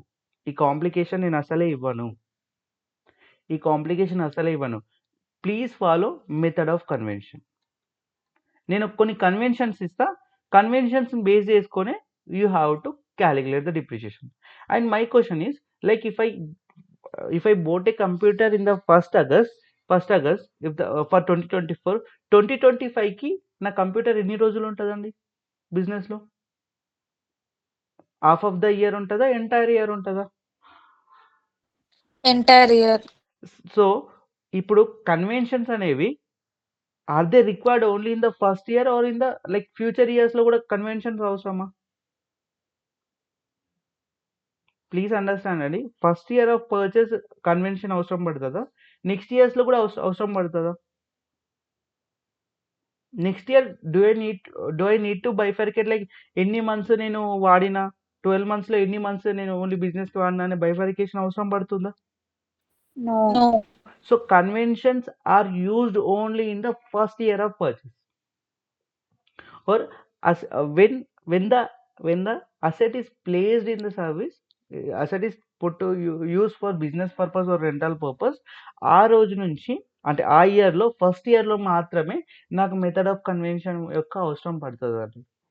నెక్స్ట్ ఇయర్స్‌లో నాకు మెథడ్ ఆఫ్ కన్వెన్షన్ అవసరం అంటే నాట్ రిక్వైర్డ్. ప్లీజ్ అండర్‌స్టాండ్ అండి. నెక్స్ట్ ఇయర్‌లో by default anyway you are moving it into the business and next ఇయర్‌లో నువ్వు ఎట్లాగో మొత్తం బిజినెస్‌కే వాడుతున్నావు కాబట్టి అక్కడ టైమ్ లైన్ కాలిక్యులేట్ చేయాల్సిన అవసరం ఎంటైర్ 12 ఇయర్స్‌కి 12 మంత్స్‌కి 12 మంత్స్ నువ్వు వాడుతున్నావు కదా! నీకు కన్వెన్షన్ ఎందుకు? దీంట్లో ఇప్పుడు నా ఫస్ట్ క్వెషన్ ఏంటంటే ఈ కేస్‌లో ఎంటైర్ 8,000 డిప్రిషియేషన్ కాలిక్యులేషన్ తీసుకోవడం కరెక్టా? ఎంటైర్ 8,000 తీసుకోవచ్చా as an expense? Depreciation is no. Nothing but an expense కదండీ. Can I take this expense entirely అంటే no. Because you are calculating it for 12 months. నువ్వు అసెట్‌ని మాత్రం 4 మంత్సే బిజినెస్‌లో పెట్టినావు. So, then it is not proper. అయితే ఐఆర్ఎస్ ఏమంటదంటే ఇప్పుడు నువ్వు ఆగస్టులో ఉండొచ్చు, నవంబర్‌లో ఉండొచ్చు, డిసెంబర్‌లో ఉండొచ్చు, ఫిబ్రవరిలో ఉండొచ్చు. సో, కొన్న ప్రతిసారి మంత్స్ కాలిక్యులేట్ చేయాల్సిన అవసరం లేదు. కన్వెన్షన్స్ వాడు. వాట్ ఆర్ ద కన్వెన్షన్స్ అంటే there are 3 type of conventions. Half year convention, mid month convention, mid quarter convention. అంటే ఏంటి అసలు what is the meaning of this అంటే సో లెట్ మీ ఎక్స్ప్లెయిన్ అండి. సో ఇప్పుడు ఐఆర్ఎస్ ఏమంటది అంటే ఫర్ పర్సనల్ అసెట్స్కి డైరెక్ట్గా వీడు ఏమంటాడంటే పర్సనల్ ప్రాపర్టీకి డైరెక్ట్గా by default will use half year convention. ఏ కన్వెన్షన్ వాడదామండి పర్సనల్ ప్రాపర్టీస్కి by default will use half year convention. For real properties will use mid month convention. IRS ఏం ప్రిస్క్రైబ్ చేసింది అంటే ఐఆర్ఎస్ ఏమన్నదంటే పర్సనల్ ప్రాపర్టీకి హాఫ్ ఇయర్ కన్వెన్షన్తో వెళ్ళండి, రియల్ ప్రాపర్టీకి మిడ్ మంత్తో వెళ్ళండి. పర్సనల్ ప్రాపర్టీకి హాఫ్ ఇయర్తో వెళ్ళండి, రియల్ ప్రాపర్టీకి మిడ్ మంత్ కన్వెన్షన్ వాడండి. అసలు what is the meaning of convention అంటే ఇప్పుడు ఏమంటున్నా అంటే ఐఆర్ఎస్ ఏమంటుంది అంటే first I'll take in the personal property అండి హాఫ్ ఇయర్ కన్వెన్షన్ అంటే ఇప్పుడు ఎట్లా తీసుకుంటుంది అంటే 8,000ని divided so it will multiply into 1/2 that is nothing but divided by 2 అంటే హాఫ్ డిప్రిషియేషన్ మాత్రమే అలౌ చేస్తుంది. అంటే హాఫ్ ఇయర్కి క్యాలిక్యులేట్ చేసుకో ఉంటుంది. Even though the asset is in the business for 4 months.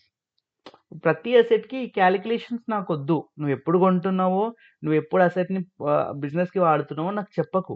But personal property అనుకో ఫస్ట్ ఇయర్లో half depreciation మాత్రమే తీసుకో. If I purchase this asset in Feb first అయితే ఫెబ్ ఫస్ట్ రోజు కొన్నాను అనుకోండి. If it is a personal property if I buy A property on Feb first అంటే ఎన్ని మంత్స్ నేను అసెట్ని నేను బిజినెస్లో వాడినా అంటే 11 months వాడినా. 11 months వాడినా కూడా IRS assumes that you are using this property only for 6 months. 6 monthsకి మాత్రమే క్యాలిక్యులేట్ చేయు. ఇప్పుడు 6 months అన్నా బై 2 అన్నా ఒకటే కదండి. ఇప్పుడు ఫర్ ఎగ్జాంపుల్ నథింగ్ బట్ ఇప్పుడు నేను ఎట్లా మ్యాథమెటిక్స్ ఇది మొత్తం 12 monthsకి అయితే 6 monthsకి ఎంత దట్ ఈస్ హాఫ్ ఇయర్. లేదు నేను ఇట్లా కూడా తీసుకోవచ్చు కదండి బై 2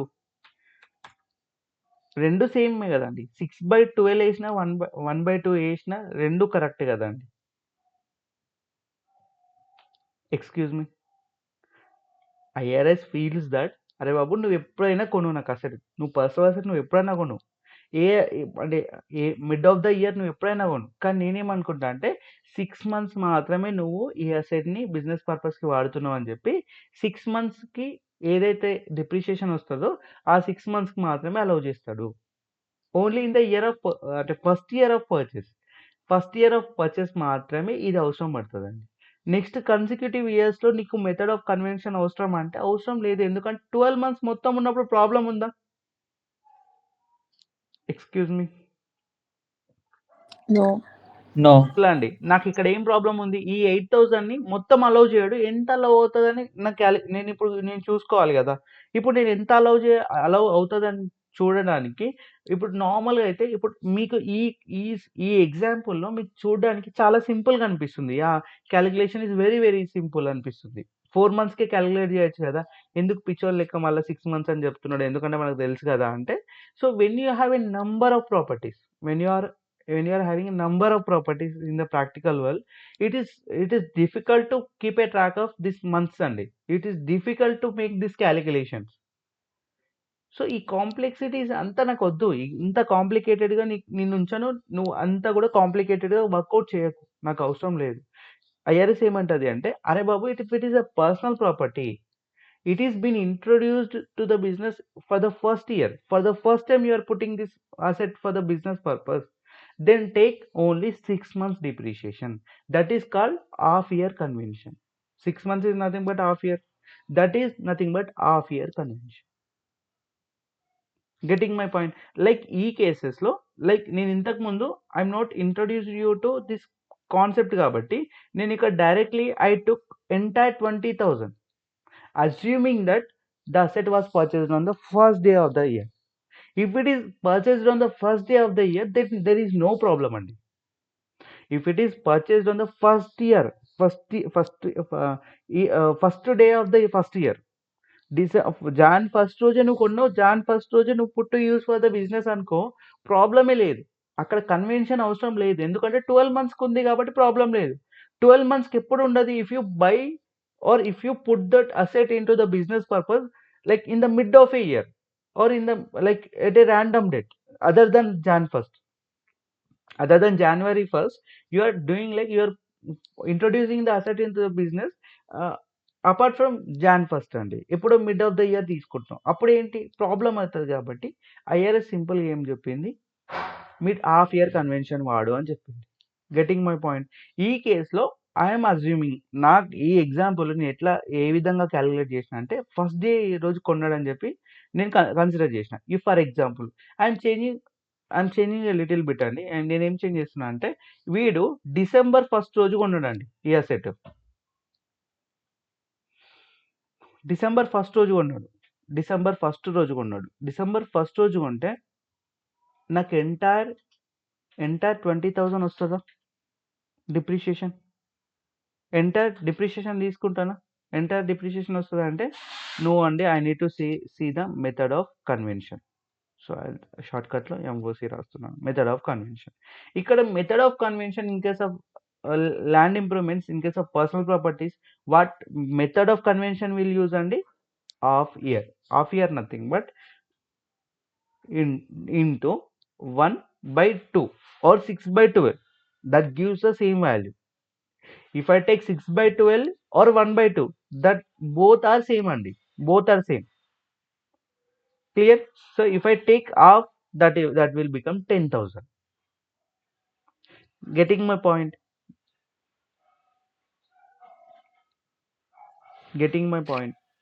అంటే ఓన్లీ 1 month ఉంది కదా అయినా ఇప్పుడు ఏంటంటే వాడు ఏమంటున్నాడంటే ఇప్పుడు 1 month ఉంది కదా, నువ్వు 1 monthకే వాట్ హ్యాపెండ్. సో 1 month కదా, మీరు ఏమన్నారు? యువర్ క్వశ్చన్ ఇస్ కరెక్ట్ అండి. ఏమంటున్నారంటే నేను డిస్కనెక్ట్ అయినానా? నువ్వు కదా. ఓ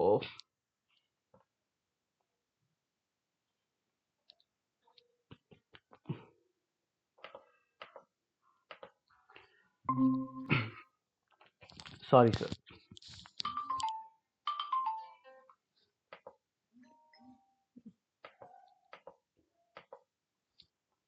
సారీ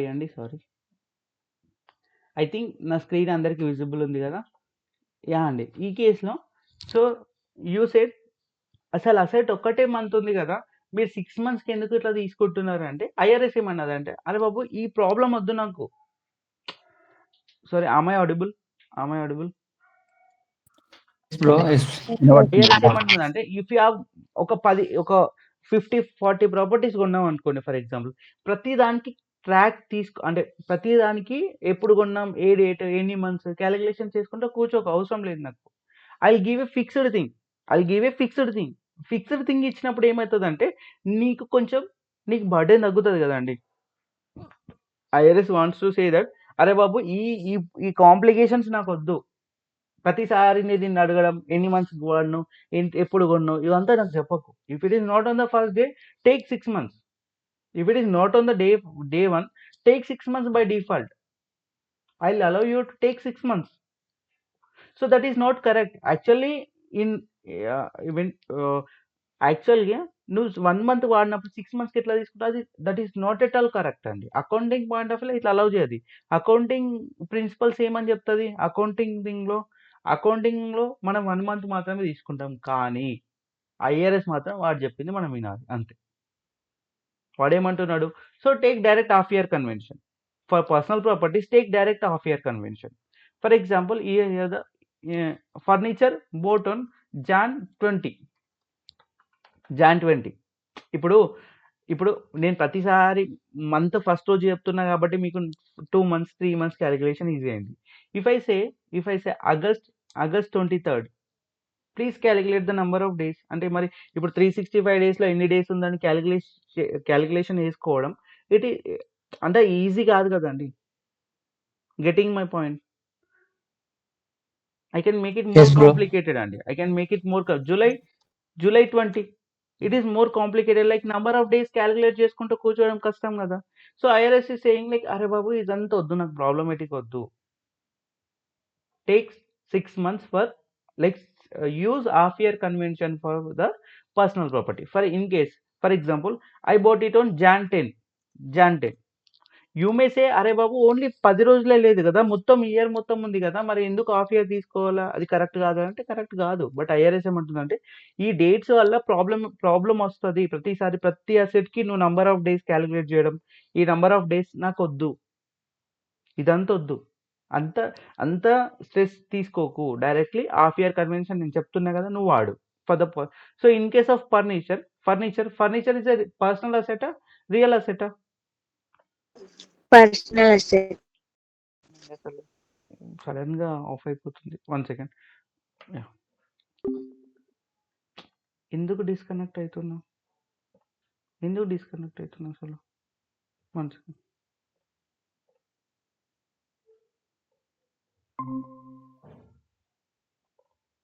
అసలు ఎందుకు డిస్కనెక్ట్ అవుతుందండి? 1 second.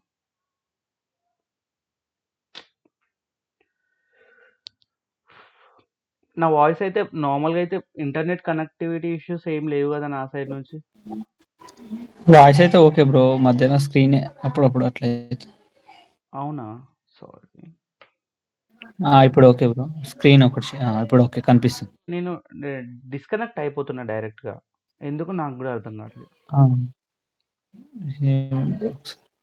Screen okay bro, carry yeah ఇప్పుడు కనిపిస్తుంది బ్రో, కనిపిస్తుంది ఓకే కదా? సో ఓకే అండి. సో ఇక్కడ ఏంటి అంటే yeah, so number of days ఇచ్చినప్పుడు ఆ కాంప్లికేషన్ ఉంటాయి కాబట్టి సో డైరెక్ట్లీ హాఫ్ ఇయర్ తీసుకోమన్నాడు. ఇక్కడ ఇప్పుడు ఈ ఫర్నిచర్ కేసులో నేను తీసుకున్నాను అనుకోండి, ఫర్నిచర్ కేసులో so you may say only 10 రోజులే కదా, అంటే 10 రోజులే కదా వాడు, అంటే 10 డేసే కదా బిజినెస్లో లేదు, మిగతా ఎంటైర్ డేస్ బిజినెస్లోనే ఉంది కదా, 12 మంత్స్ తీసుకోవచ్చు కదా అంటే IRS no take it for 6 months because it is a personal property. If it is a real property, that will be different. If it is a personal property, you need to use half year convention. What is the convention we use for personal assets, Andy? Half year convention. Half year convention. So I convention. think clear for everyone. Like any sort of confusion, like మాకు కొంచెం అర్థం కావట్లేదు ఏమైనా అంటే it's a fixed thing అండి. Even though you say అరే బాబు ఇది కరెక్ట్ కాదు అని మీకు అనిపించవచ్చు, but still IRS says that follow this method. I'm giving some methods, you have to follow that. Clear? Getting my point? Yeah అండి. Clear bro. Move to other conventions. Yeah, where it is. Yeah, coming to mid month convention. So real property అయితే mid month convention వాడమంటున్నాడు. What is the meaning of mid month అంటే, నువ్వు ఇప్పుడు first కన్వెన్షన్లో IRS ఏం చెప్తుందంటే నువ్వు asset నువ్వు ఎప్పుడైనా కొను, నేను మాత్రం I'm assuming that you purchased in the of you are purchased in the mid of a year. Can I say mid of a year? 6 monthsకి డిప్రిషియేషన్ క్యాలిక్యులేషన్ తీసుకున్నా అంటే 6 months కోసం నువ్వు వాడినవని అని నేను అజ్యూమ్ చేసుకుంటా. I assume that way. In case mid month కన్వెన్షన్లో ఏమంటుంది, నువ్వు మంత్లో ఎక్కడైనా కొను. Like for example, in case of real property, I will go with an example. In case of real property, for example, I purchased a building for office purpose. నేను ఎప్పుడు కొన్నా అంటే the date of purchase is let's say 7th June 2024. If it is a personal property, ఎన్ని మంత్స్కి depreciation calculate చేస్తున్నామండి? What is the method of convention will use? If it is a computer, if it is a let's say if it is a car, what is the method of convention will you use, Andy? Half year convention. Half year convention, that is for 6 months. Clear? కానీ if it is a real property అయితే ఇక్కడ ఏం చెప్తాడంటే ఈ June month ఉంది కదా, నువ్వు జూన్లో ఎప్పుడైనా కొను. I will assume that you have purchase this asset in the mid of the month. That means in this కేసులో ఎన్ని మంత్స్కి డిప్రిషియేషన్ తీసుకుంటాడంటే జూన్ని హాఫ్ మంత్గా తీసుకుంటాడు. జూన్లో is assuming that mid of the జూన్లో ఉన్నావు కాబట్టి జూన్లో హాఫ్ మంత్ మాత్రమే అలౌ చేస్తాడు. జూన్ తర్వాత, జూన్ ఈ 6th month కదా, 7 to 12 5 months. కరెక్ట్? సో ఈ విల్ టేక్ 5.5 months. ఇక్కడ చూడండి రియల్ ప్రాపర్టీలో ఏం చెప్తున్నాడు వాడు, you purchase at any point of time in a month, is looking for respective month అండి. ఇక్కడ ఇయర్స్ అంటే ఇయర్ మొత్తానికి చూడట్లే. పర్సనల్ ప్రాపర్టీలో the story simple, the story is simple in the personal property, is not calculating anything, is not computing anything. For the entire year I am taking half year, for the entire year I am taking 6 months directly. The convention is half year, I am taking only 6 months. But in case of real property he is saying that he is looking for a particular month. నువ్వు ఏ month లో కొన్నావు. For example if I say IRS I bought it on Feb 20, or let's say Feb 26. IRS presumes that he has purchased this asset in the mid of a month. That means ఈ month లో half month తీసుకోవాలి. Half month తీసుకుంటే so next 10 months entire 10 months తీసుకుంటాం. ఎన్ని months కి calculate చేయమంటున్నాడు, 10.5 months కి calculate చేయమంటున్నాడు. Getting my point. Is it Yes, bro. Really అంటే కొంచెం కష్టంగా ఉందా? మతలబ్ No bro, అర్థమవుతుంది. ఓకే కదా. సో సింపుల్ అండి. ఏంది ఇట్లా ఉంది అని అనిపించవచ్చు, but we have to accept అండి. Okay. So further real properties ఈ సేయింగ్ దట్ మీరు ఎప్పుడైనా కొనండి, నేను మాత్రం హాఫ్ మంత్ మాత్రం తీసుకుంటా. కొన్న మంత్ మిగతా మంత్స్ ఫుల్ మంత్స్ తీసుకుంటా. So that is mid month convention. So in the practical life are we going to take all this calculation అంటే నో అండి. ఇన్ ద రియల్ టైంలో నీకు తెలవాల్సింది ఏంది, అసెట్ కొన్నావా, కాస్ట్ ఆఫ్ ద అసెట్ చెప్పాలి, recovery period సాఫ్ట్వేర్కి చెప్పాలి, and what method of depreciation or like what system of depreciation you are using, అది చెప్తే చాలండి. సాఫ్ట్వేరే ఈ క్యాలిక్యులేషన్ అంతా తీసుకుంటుంది. కన్వెన్షన్స్ ఇవన్నీ కూడా it will take care. But coming to theory aspect you have to know what method of conventions we are using. Clear? So I think you are clear with these two conventions. For real properties, by default I'm going with mid month. For personal I'm default going with the half year convention. So let's get back to this example and where I have listed all this. Yeah, this example. So coming to this example, if I say building is purchased in the September 30, it is purchased on September 30. What method of convention I need to use for building and what method of convention I need to use? Mid month convention. So ఇప్పుడు this is the depreciation కదా, depreciation calculation తీసుకున్నాం కదా. మరి mid month అంటే September లో ఉన్నాడు, September ని half month గా తీసుకుందాం. సెప్టెంబర్ తర్వాత October, November, December 3 months. 3.5. 3.5. Can I take this way? 3.5 divided by 12. Why I'm taking it 12 అండి, 3.5 months కి క్యాలిక్యులేట్ చేయమన్నాడు. బై 12 ఎందుకు చేస్తున్నావు అంటే this depreciation is calculated for the entire 12 months. అయితే 3.5 months కి ఇంత. Getting my point, getting my calculation. Yes bro. Calculation part okay కదా అండి, క్యాలిక్యులేషన్ పార్ట్ ఓకే కదా. So I'm dividing entire depreciation value divided by 12. That means this is for 12 months. What is the amount of depreciation for 3.5 months? That is how I calculate it. And getting any sort of confusion? No Everyone bro. is comfortable with the calculation part? Yeah, Andy. So let me move to another method of convention. Andy. In the we have a mid-quarter convention. Like ఈ mid quarter convention ఏం చెప్తుంది అంటే yeah అండి. So what is okay. So mid quarter convention ఏం చెప్తుంది అంటే, for example John ఉన్నాడు. John is doing a business. అయితే జాన్ ఏం చేసిండంటే is in the month of December అండి. So in a particular month is in a month of December 2024లో ఉన్నాడు. Let's take the year as 2024 డిసెంబర్లో ఉన్నాడు.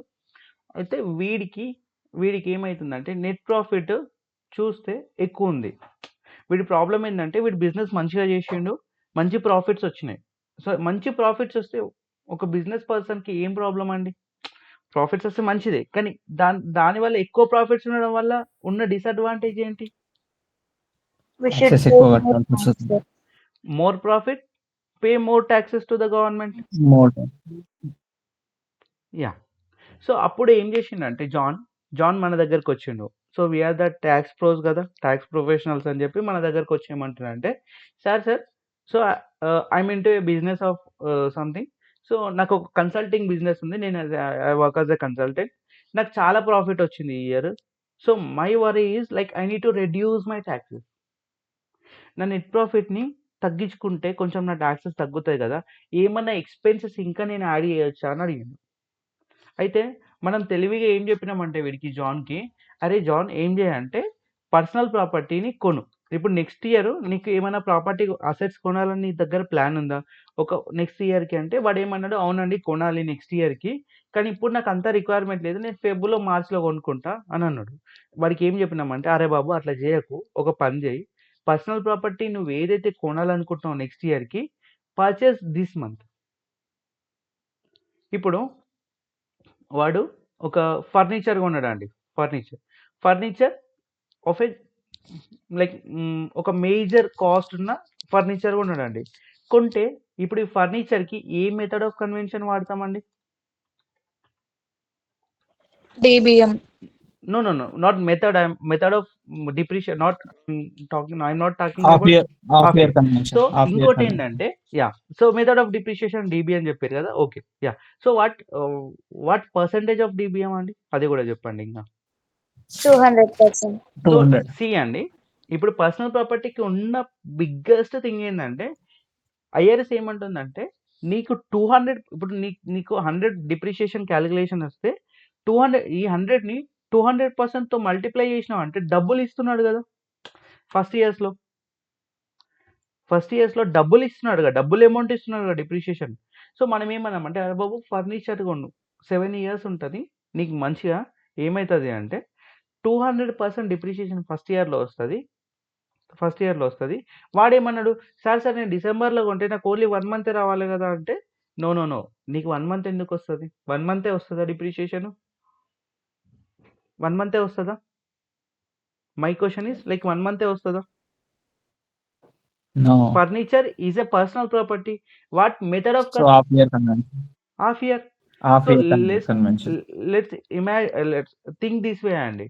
So వాడు ఫర్ ఎగ్జాంపుల్ వాడికి December is a favourite day అనుకోండి, డిసెంబర్ 25th రోజు కొన్నాడు. ఆ రోజు కొన్నాడు, క్రిస్మస్ రోజు కదా, సో క్రిస్మస్ సేల్లో కొన్నాడు అనుకోండి ఫర్ ఎగ్జాంపుల్, లెట్స్ సే ఆ రోజు కొన్నాడు. వాడు బిజినెస్లో పెట్టింది ఓన్లీ 6 రోజులు మాత్రమే ఉంది. 6 daysకి అసెట్ కొనుక్కొని 6 daysకి కొనుక్కొని ఎన్ని మంత్స్కి డిప్రిషియేషన్ తీసుకుంటున్నాడండి? 6 months. So people can mislead this thing కదండి, can take advantage of this convention కదా. Getting, Yeah. అరే బాబు నువ్వు 6 రోజులకే కదా అసెట్ కొనుక్కుంది, but still I'm claiming depreciation for the 6 months. అప్పుడు ఏమవుతుంది, డిప్రిషియేషన్ ఎక్కువ అవుతుంది, ఎక్కువ అవడం వల్ల ఏమవుతుంది, నీ నెట్ ప్రాఫిట్ తగ్గుతుంది, నీ ట్యాక్సెస్ కూడా తగ్గుతాయి. క్లియర్ కదండి, getting my point. So there is a problem with this half year thing అండి. హాఫ్ ఇయర్ థింగ్తో మిడ్ మంత్లో నీకు అంత ప్రాబ్లం కాదు. మిడ్ మంత్లో నువ్వు ఫర్ ఎగ్జాంపుల్ మీరు అనొచ్చు, మరి పర్సనల్ ప్రాపర్టీకి ఎందుకు మాట్లాడుతున్నావు, రియల్ ప్రాపర్టీకి కూడా మాట్లాడాలి కదా అంటే, అవును రియల్ ప్రాపర్టీ గురించి కూడా మాట్లాడతాం. రియల్ ప్రాపర్టీలో డిసెంబర్ 25th రోజు for example let's take building అండి, so what method of depreciation I'm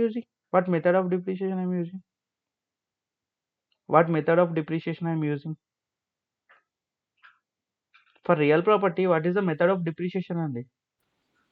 Straight line method. SLM. Am I getting this 200% benefit? No.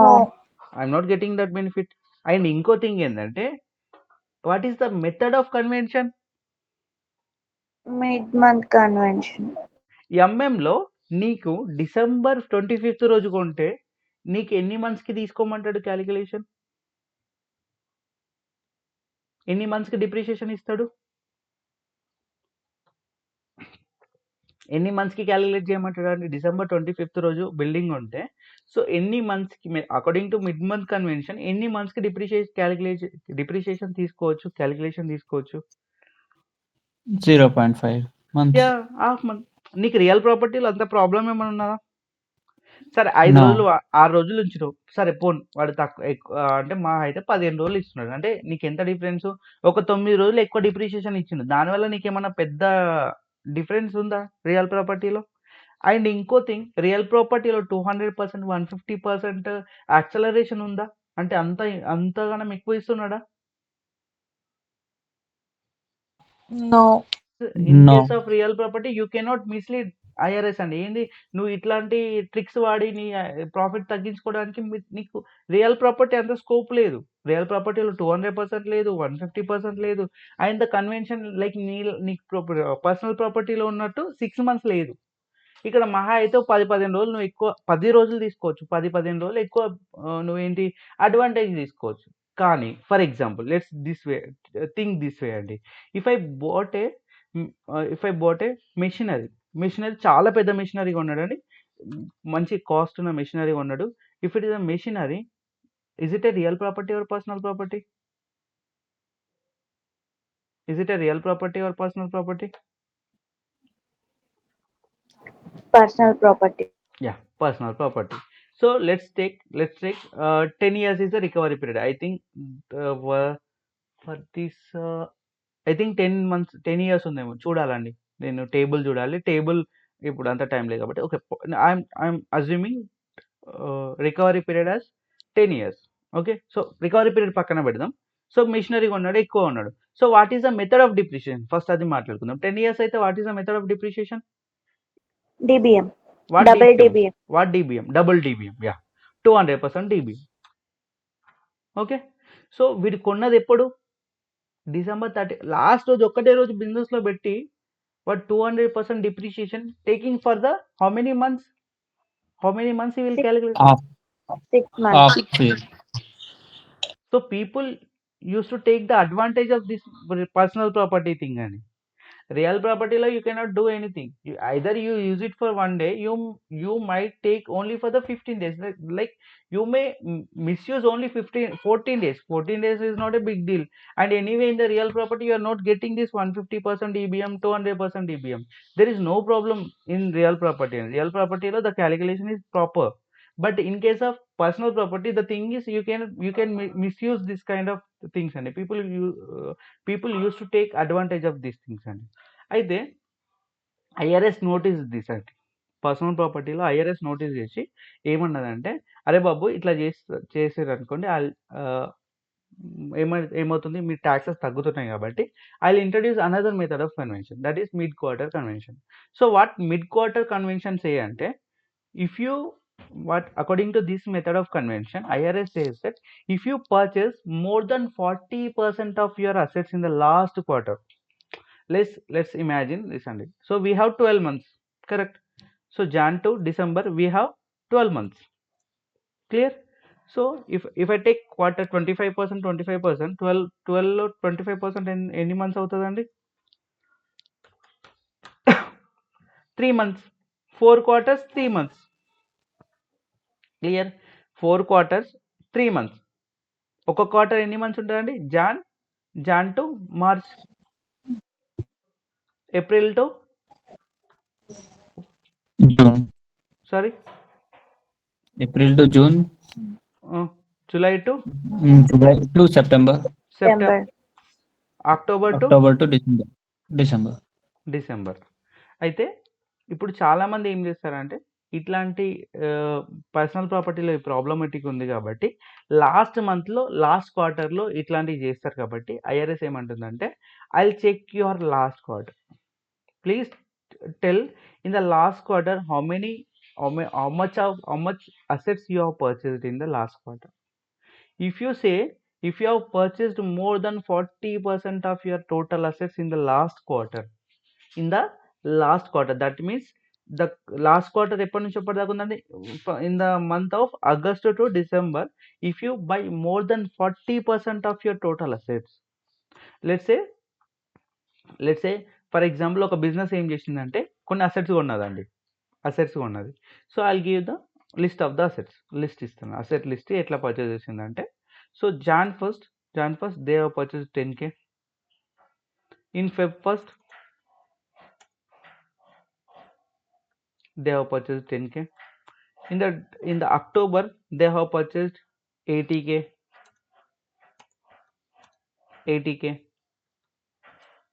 In the month of November they have purchased 10K.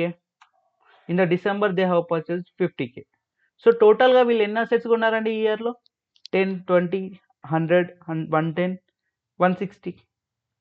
160K. Total 160Kలో total 160లో last quarter ఎంత కొన్నారండి? Last quarter అంటే నేను ఎప్పటి నుంచి చూడాలి? From the month of August I need to check. 140. సో December. they bought 140. Out of 160 they bought 140. What is the percentage then? So 87.5% of the assets they bought in the. So if I divide it by 100 then you will get 100. So directly నేను తీసుకున్నా. So if I convert into percentage thing, that is 87.5%. So వీడు ఏం చేస్తున్నాడండి, total assets కొన్న దాంట్లో 87.5% ఎక్కడ కొన్నాడు? Last క్వార్టర్లో కొన్నాడు. That means he has to use mid quarter convention. That means you have to use mid quarter convention. Mid quarter convention says that ఏం చెప్తుంది మిడ్ క్వార్టర్? ఈ క్వార్టర్లో అంటే ఫర్ దట్ క్వార్టర్ నువ్వు ఎక్కడన్నా అసెట్ పర్చేస్ చేసి ఉండు. ఇప్పుడు for example they bought this 10,000 in the Jan Feb comes under which quarter అండి? Jan Feb comes under second quarter, first quarter, third quarter? First క్వార్టర్లో. సో ఎనీవే ఈ Jan to March థింగ్లో నువ్వు ఎక్కడైనా కొను, ఏ రోజైనా కొను, జాన్ 1st నుంచి మార్చ్ 31st దాకా నువ్వు ఎప్పుడైనా కొను. I assume that you have purchased this asset in the mid of a quarter. సో ఫస్ట్ 3 monthsకి 3 monthsలో ఆఫ్ అంటే ఎంత అండి? 1.5 months కదా. ఇప్పుడు ఫస్ట్ ఈ 10,000కి ఎట్లా తీసుకుంటా అంటే, ఈ ఫిబ్రవరిలో ఉన్నదానికి ఎన్ని మంత్స్కి డిప్రిషియేషన్ క్యాలిక్యులేట్ చేయమంటారు అంటే, ఫెబ్లో కొన్నావు, so that is mid of the first quarter. That means for first quarter I will take, you assume that you are purchased in the middle of the quarter. That means you have to take 1.5 month for the like first quarter. ఓకేనా? తర్వాత 3 quartersకి ఎంత అండి? 3 4 not 3 3 9, అంతే కదండి, 9 months. Total ఎన్ని months?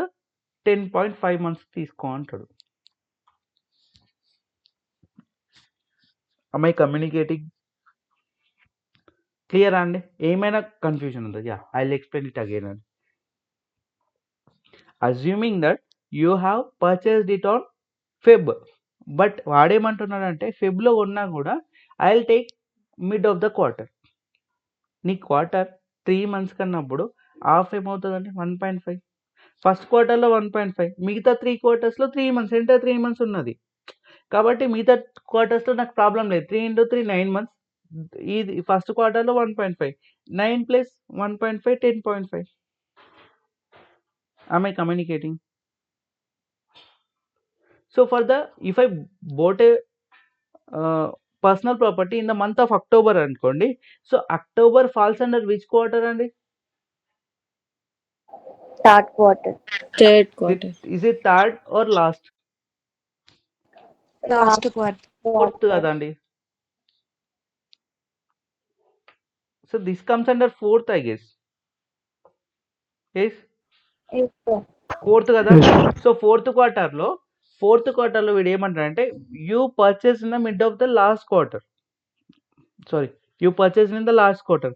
I assume that you have purchased in the mid of A quarter. అంటే వీటికి మాత్రం ఎన్ని మంత్స్ డిప్రిషియేషన్ క్యాలిక్యులేట్ చేయాలంటే 1.5. నవంబర్లో ఉన్న 1.5, డిసెంబర్లో ఉన్న కూడా 1.5 సేమ్. ఎందుకు? నువ్వు ఈ క్వార్టర్లో కొన్నప్పుడు ఇంకో నెక్స్ట్ క్వార్టర్ లేదు కదండి, ఇంకో 3 మంత్స్ తీసుకోవడానికి. For example if I need to, so you are getting my point, like ఈ 40% రూల్ అర్థమైందా? సో ఓకే, మంత్స్ క్యాలిక్యులేషన్ పక్కన పెడితే 40% అర్థమైందా?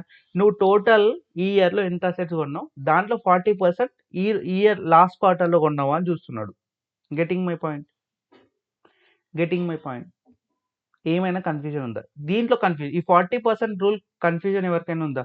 40% రూల్ నేను ఎట్లా 87.5% ఎట్లా క్యాలిక్యులేట్ చేసినా అర్థమైందా? ఎవరికైనా కన్ఫ్యూజన్ ఉందా దీంట్లో? Excuse me, should I repeat again? If you are comfortable I will move head and, లేకపోతే ఆగుతాం. There is no point, like మీకు అర్థం కాకుండా నేను ముందుకు వెళ్ళడంలో దెర్ ఇస్ నో యూస్.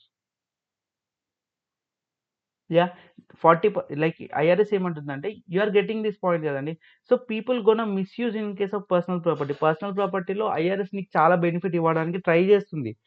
అట్లా అని చెప్పి నువ్వు లాస్ట్ రోజు కొని నేను మొత్తం 6 మంత్స్కి డిప్రిషియేషన్ క్యాలిక్యులేట్ చేయడం అనేది కరెక్ట్ కాదు కదా. ఐఆర్ఎస్ ఏం చేస్తుందంటే నువ్వు లాస్ట్ క్వార్టర్లో 40% ఆఫ్ ద అసెట్స్, అంటే నువ్వు కొన్న అసెట్స్లో మోర్ దెన్ 40% లాస్ట్ క్వార్టర్లో కొంటున్నావు అంటే there is something wrong. There you are trying to manipulate the things. IRS feels that అరే బాబు నువ్వు ఏం చేయాలనుకుంటున్నావు అంటే డిప్రిషియేషన్ ఎక్కువ క్లెయిమ్ చేయాలనుకుంటున్నావు. So I won't allow you mid half year convention, I will allow only mid quarter convention. So what mid quarter says, so ఒక 12 మంత్స్లో 20, లైక్ ఒక క్వార్టర్ అంటే 3 మంత్స్ వస్తుంది కదా అండి. 3 అంటే 4 క్వార్టర్స్ ఉంది. సో నువ్వు ఎక్కడైనా కొను, ఆ పర్టికులర్ క్వార్టర్లో wherever you purchase the property or wherever you place the asset into the business purpose, I'll assume that you have placed in service in the mid of a quarter. You have placed that asset in the service in the mid of a quarter. I'm not going to go with like half year. ఎప్పుడు half ఇయర్కి వెళ్ళాను? If you satisfy or if you meet this 40% rule, you have to go with mid quarter. Okay, మరి ఇక్కడ చూడండి mid క్వార్టర్లో సింపుల్గా నేను చెప్తున్నా, if I purchase in the September 1st అంటే September 1st ఏ క్వార్టర్కి వస్తుందండి? First quarter, second quarter, third quarter, fourth? Third quarter. So third quarter అంటే ఈ లైక్ జూలై టు సెప్టెంబర్లో ఈ థర్డ్ క్వార్టర్లో 1.5 మంత్స్ తీసుకుంటాడు. Because 3 months is the total అన్నప్పుడు half of the quarter ఎంత అవుతుందండి? 1.5 మంతే కదండి. హాఫ్ ఆఫ్ ద క్వార్టర్ అంటే 1.5 మంతే కదా. ఓకే కదా. సో నెక్స్ట్ క్వార్టర్లో ఎంటైర్ 3 మంత్స్ ఉన్నాయి కదా, ఎంటైర్ 3 మంత్స్ తీసుకుంటా. బికాస్ లాస్ట్ క్వార్టర్ ఉంది కదా, I'm on the third quarter కాబట్టి నెక్స్ట్ ఫోర్త్ క్వార్టర్లో 3 మంత్స్ ఉంటాయి కదా. Total I will calculate for 4.5 months. Getting okay? కంఫర్టబులా? ఎవరికైనా డౌట్ ఉందా దీంట్లో? Comfortable. So now I will say I'll ఏమంటారండి, I will modify my version of depreciation calculation. నేను ఇంతకుముందు డిప్రిషియేషన్ క్యాలిక్యులేషన్ కోసం నేను ఏం మాట్లాడినా, so you need to have cost or I will call it as basis or cost. ఇంకేం కావాలండి? ఏమేం రికవరీ పీరియడ్, ఇంకా method of depreciation. Method of depreciation. ఇప్పుడు నేను ఇంకో థింగ్ ఏది యాడ్ చేస్తున్నా దీంట్లోకి? Convention method. Method of convention. Method of convention is important in the first year.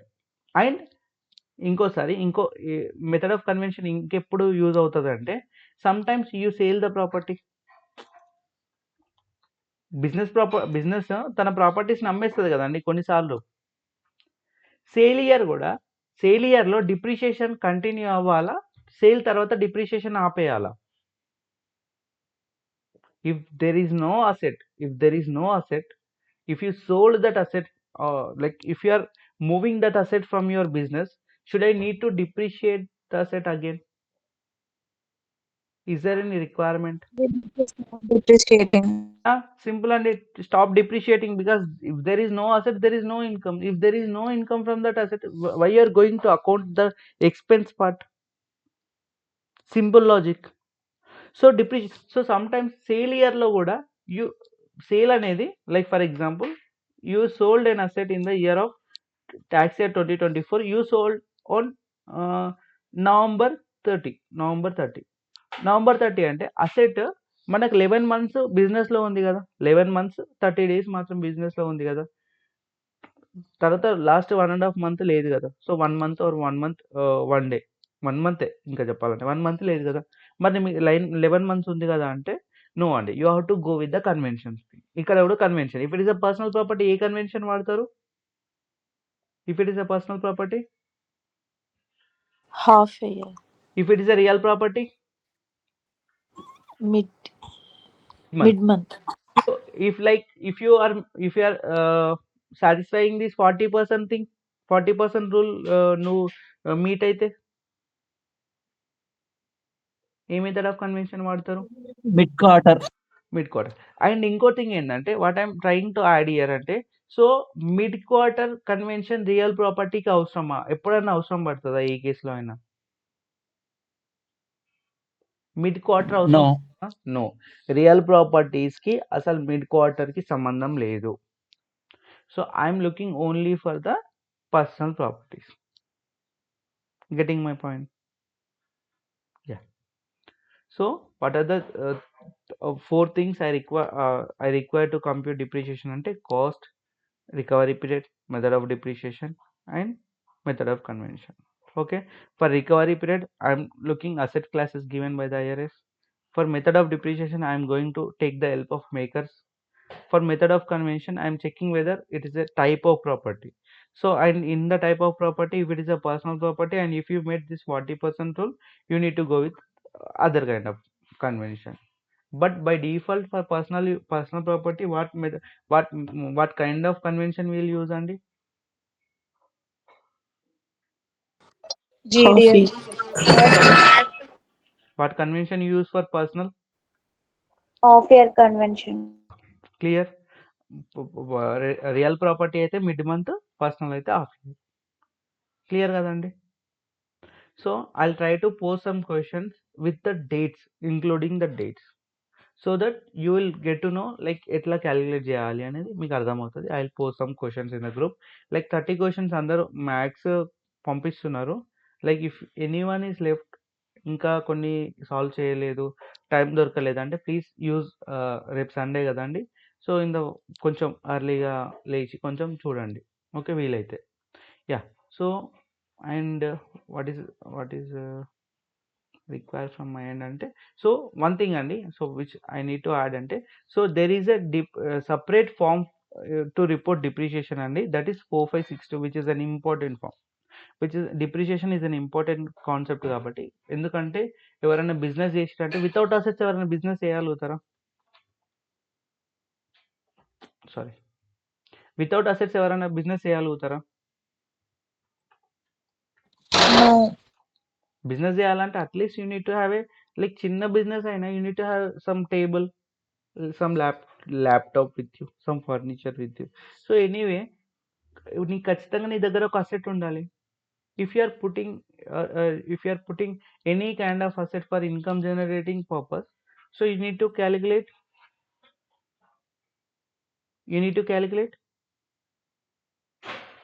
So if you are using any Depreciation. So మీరు common sense అండి, ఇప్పుడు మనం ఏ కైండ్ ఆఫ్ బిజినెస్ ఉన్నా depreciation is a common thing. ఏ business ఉన్నా కూడా depreciation అనేది common thing కాదండి, because for every business they require some assets. Asset ఉంది అంటే, if it is an income producing asset అంటే ఖచ్చితంగా మనం చూడాల్సింది ఏంది? 4562 depreciation. If for example in case of రెంటల్లో కూడా without building, can a person rent it? No, ఖచ్చితంగా బిల్డింగ్ కావాలి. Building is a real property, that is an asset. If it is using for some income generating activity, you need to compute depreciation. So schedule C is for business and schedule E is for rent. Schedule C is for reporting business. Schedule E is used to report rental income, business income, rental income. So Schedule C, Schedule E ఉన్న ప్రతిసారి 4562 ఖచ్చితంగా వస్తుంది. Clear? So here the thing is, you can see there are 3 parts in 4562. You can see in the first page, like there are other things that I will discuss later. So for the depreciation lo main ga unnai ఏంటంటే 3 parts. First part deals about section 179. Section 179. Second part deals with special depreciation. Third one deals about makers. మనం makers అంతా cover చేసినామండి. Makers cover చేసినాం. మేకర్స్లో ADS cover చేసినాం, GDS cover చేసినాం, దాంతోపాటు method of conventions cover చేసినాం. You are comfortable calculating depreciation using makers కదా, క్లియర్ కదా, పార్ట్ 3 ఓకే కదండి. సో ఫ్రమ్ దిస్ థింగ్ అండి, from this thing I need to explain one thing అండి ఇక్కడ. So 25 year property, 50-year property, residential rental so let's exclude this thing అండి. Years మీరు అక్కడ confuse అవుతారు కదా, నేను దాని గురించి మాట్లాడాను. నేను ఇక్కడ కింద మాట్లాడతాను. సో residential rental property, non residential rental property, is it a real property or a personal property? ఈ ఐజే అనే ప్రాపర్టీస్ రియలా పర్సనలా? Real property. Real properties. సో మీరు ఇక్కడ చూడండి, ద మెథడ్, ఇక్కడ మెథడ్ నిన్ను చూస్ చేసుకోమంటున్నాడా, వాడే డైరెక్ట్ స్ట్రేట్ లైన్ ఇచ్చేసిందా? వాడే ఇచ్చేసాను డైరెక్ట్ గా. అంటే రియల్ ప్రాపర్టీలో you have no choice whether you are using GDS, whether you are using ADS. The method of depreciation for real property is SLM. There is no choice. But what is the difference between ADS, GDS then అంటే personal ప్రాపర్టీకి మారుతుందండి. Personal ప్రాపర్టీకి in the GDS what method of depreciation we're using అండి under GDS? DBM. But in case of ADS, SLM. Real ప్రాపర్టీకి under GDS ఏ method of depreciation వాడుతావు? SLM. Under ADS SLM. నువ్వు ఏ method వాడినా కూడా నీకేం, నువ్వు ఏ సిస్టమ్ వాడినా కూడా నీ మెథడ్ ఆఫ్ డిప్రిషియేషన్ ఏముంటుందండి ఫర్ రియల్ ప్రాపర్టీస్?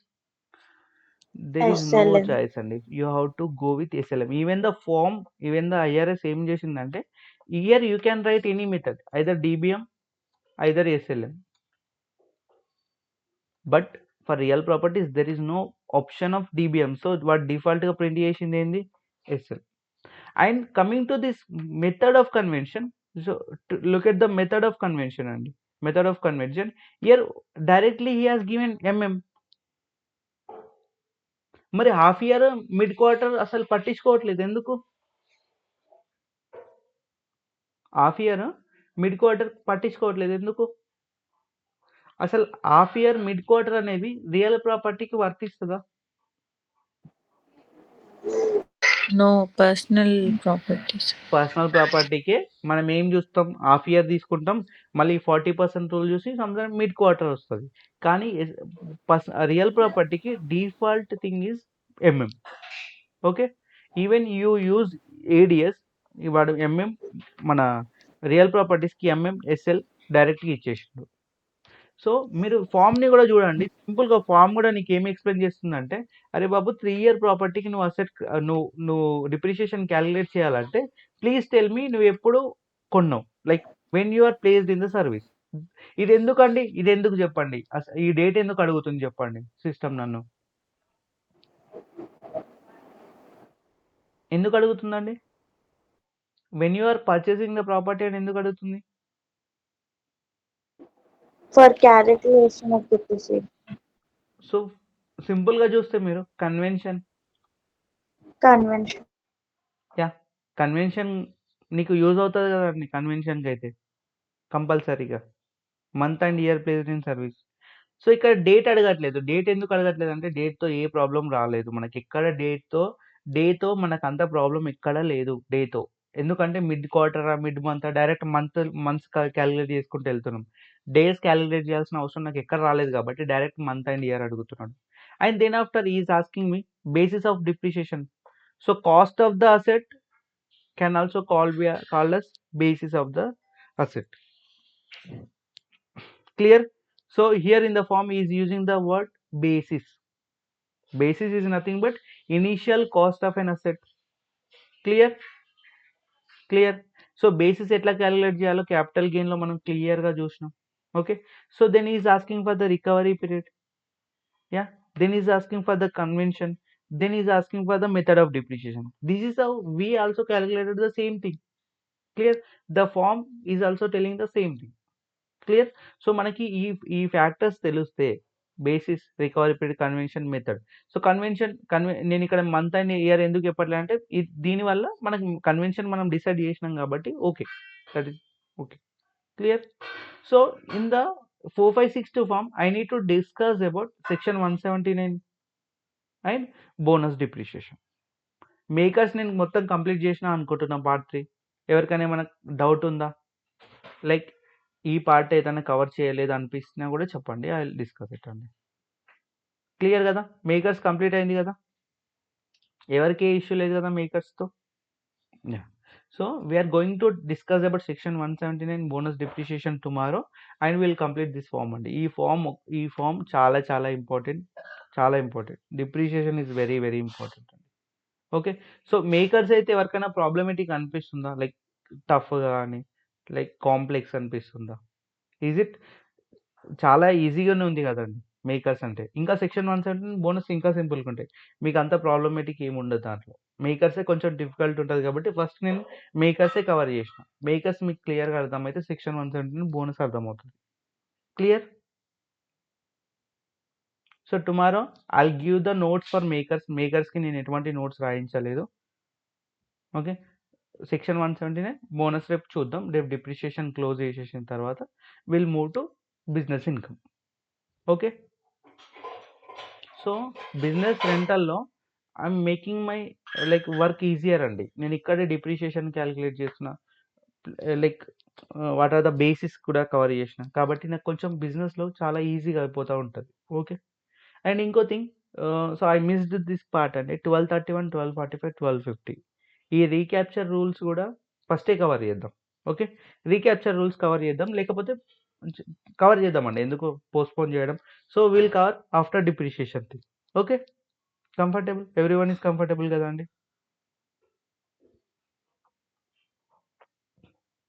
ఓకే కదా? Will meet in the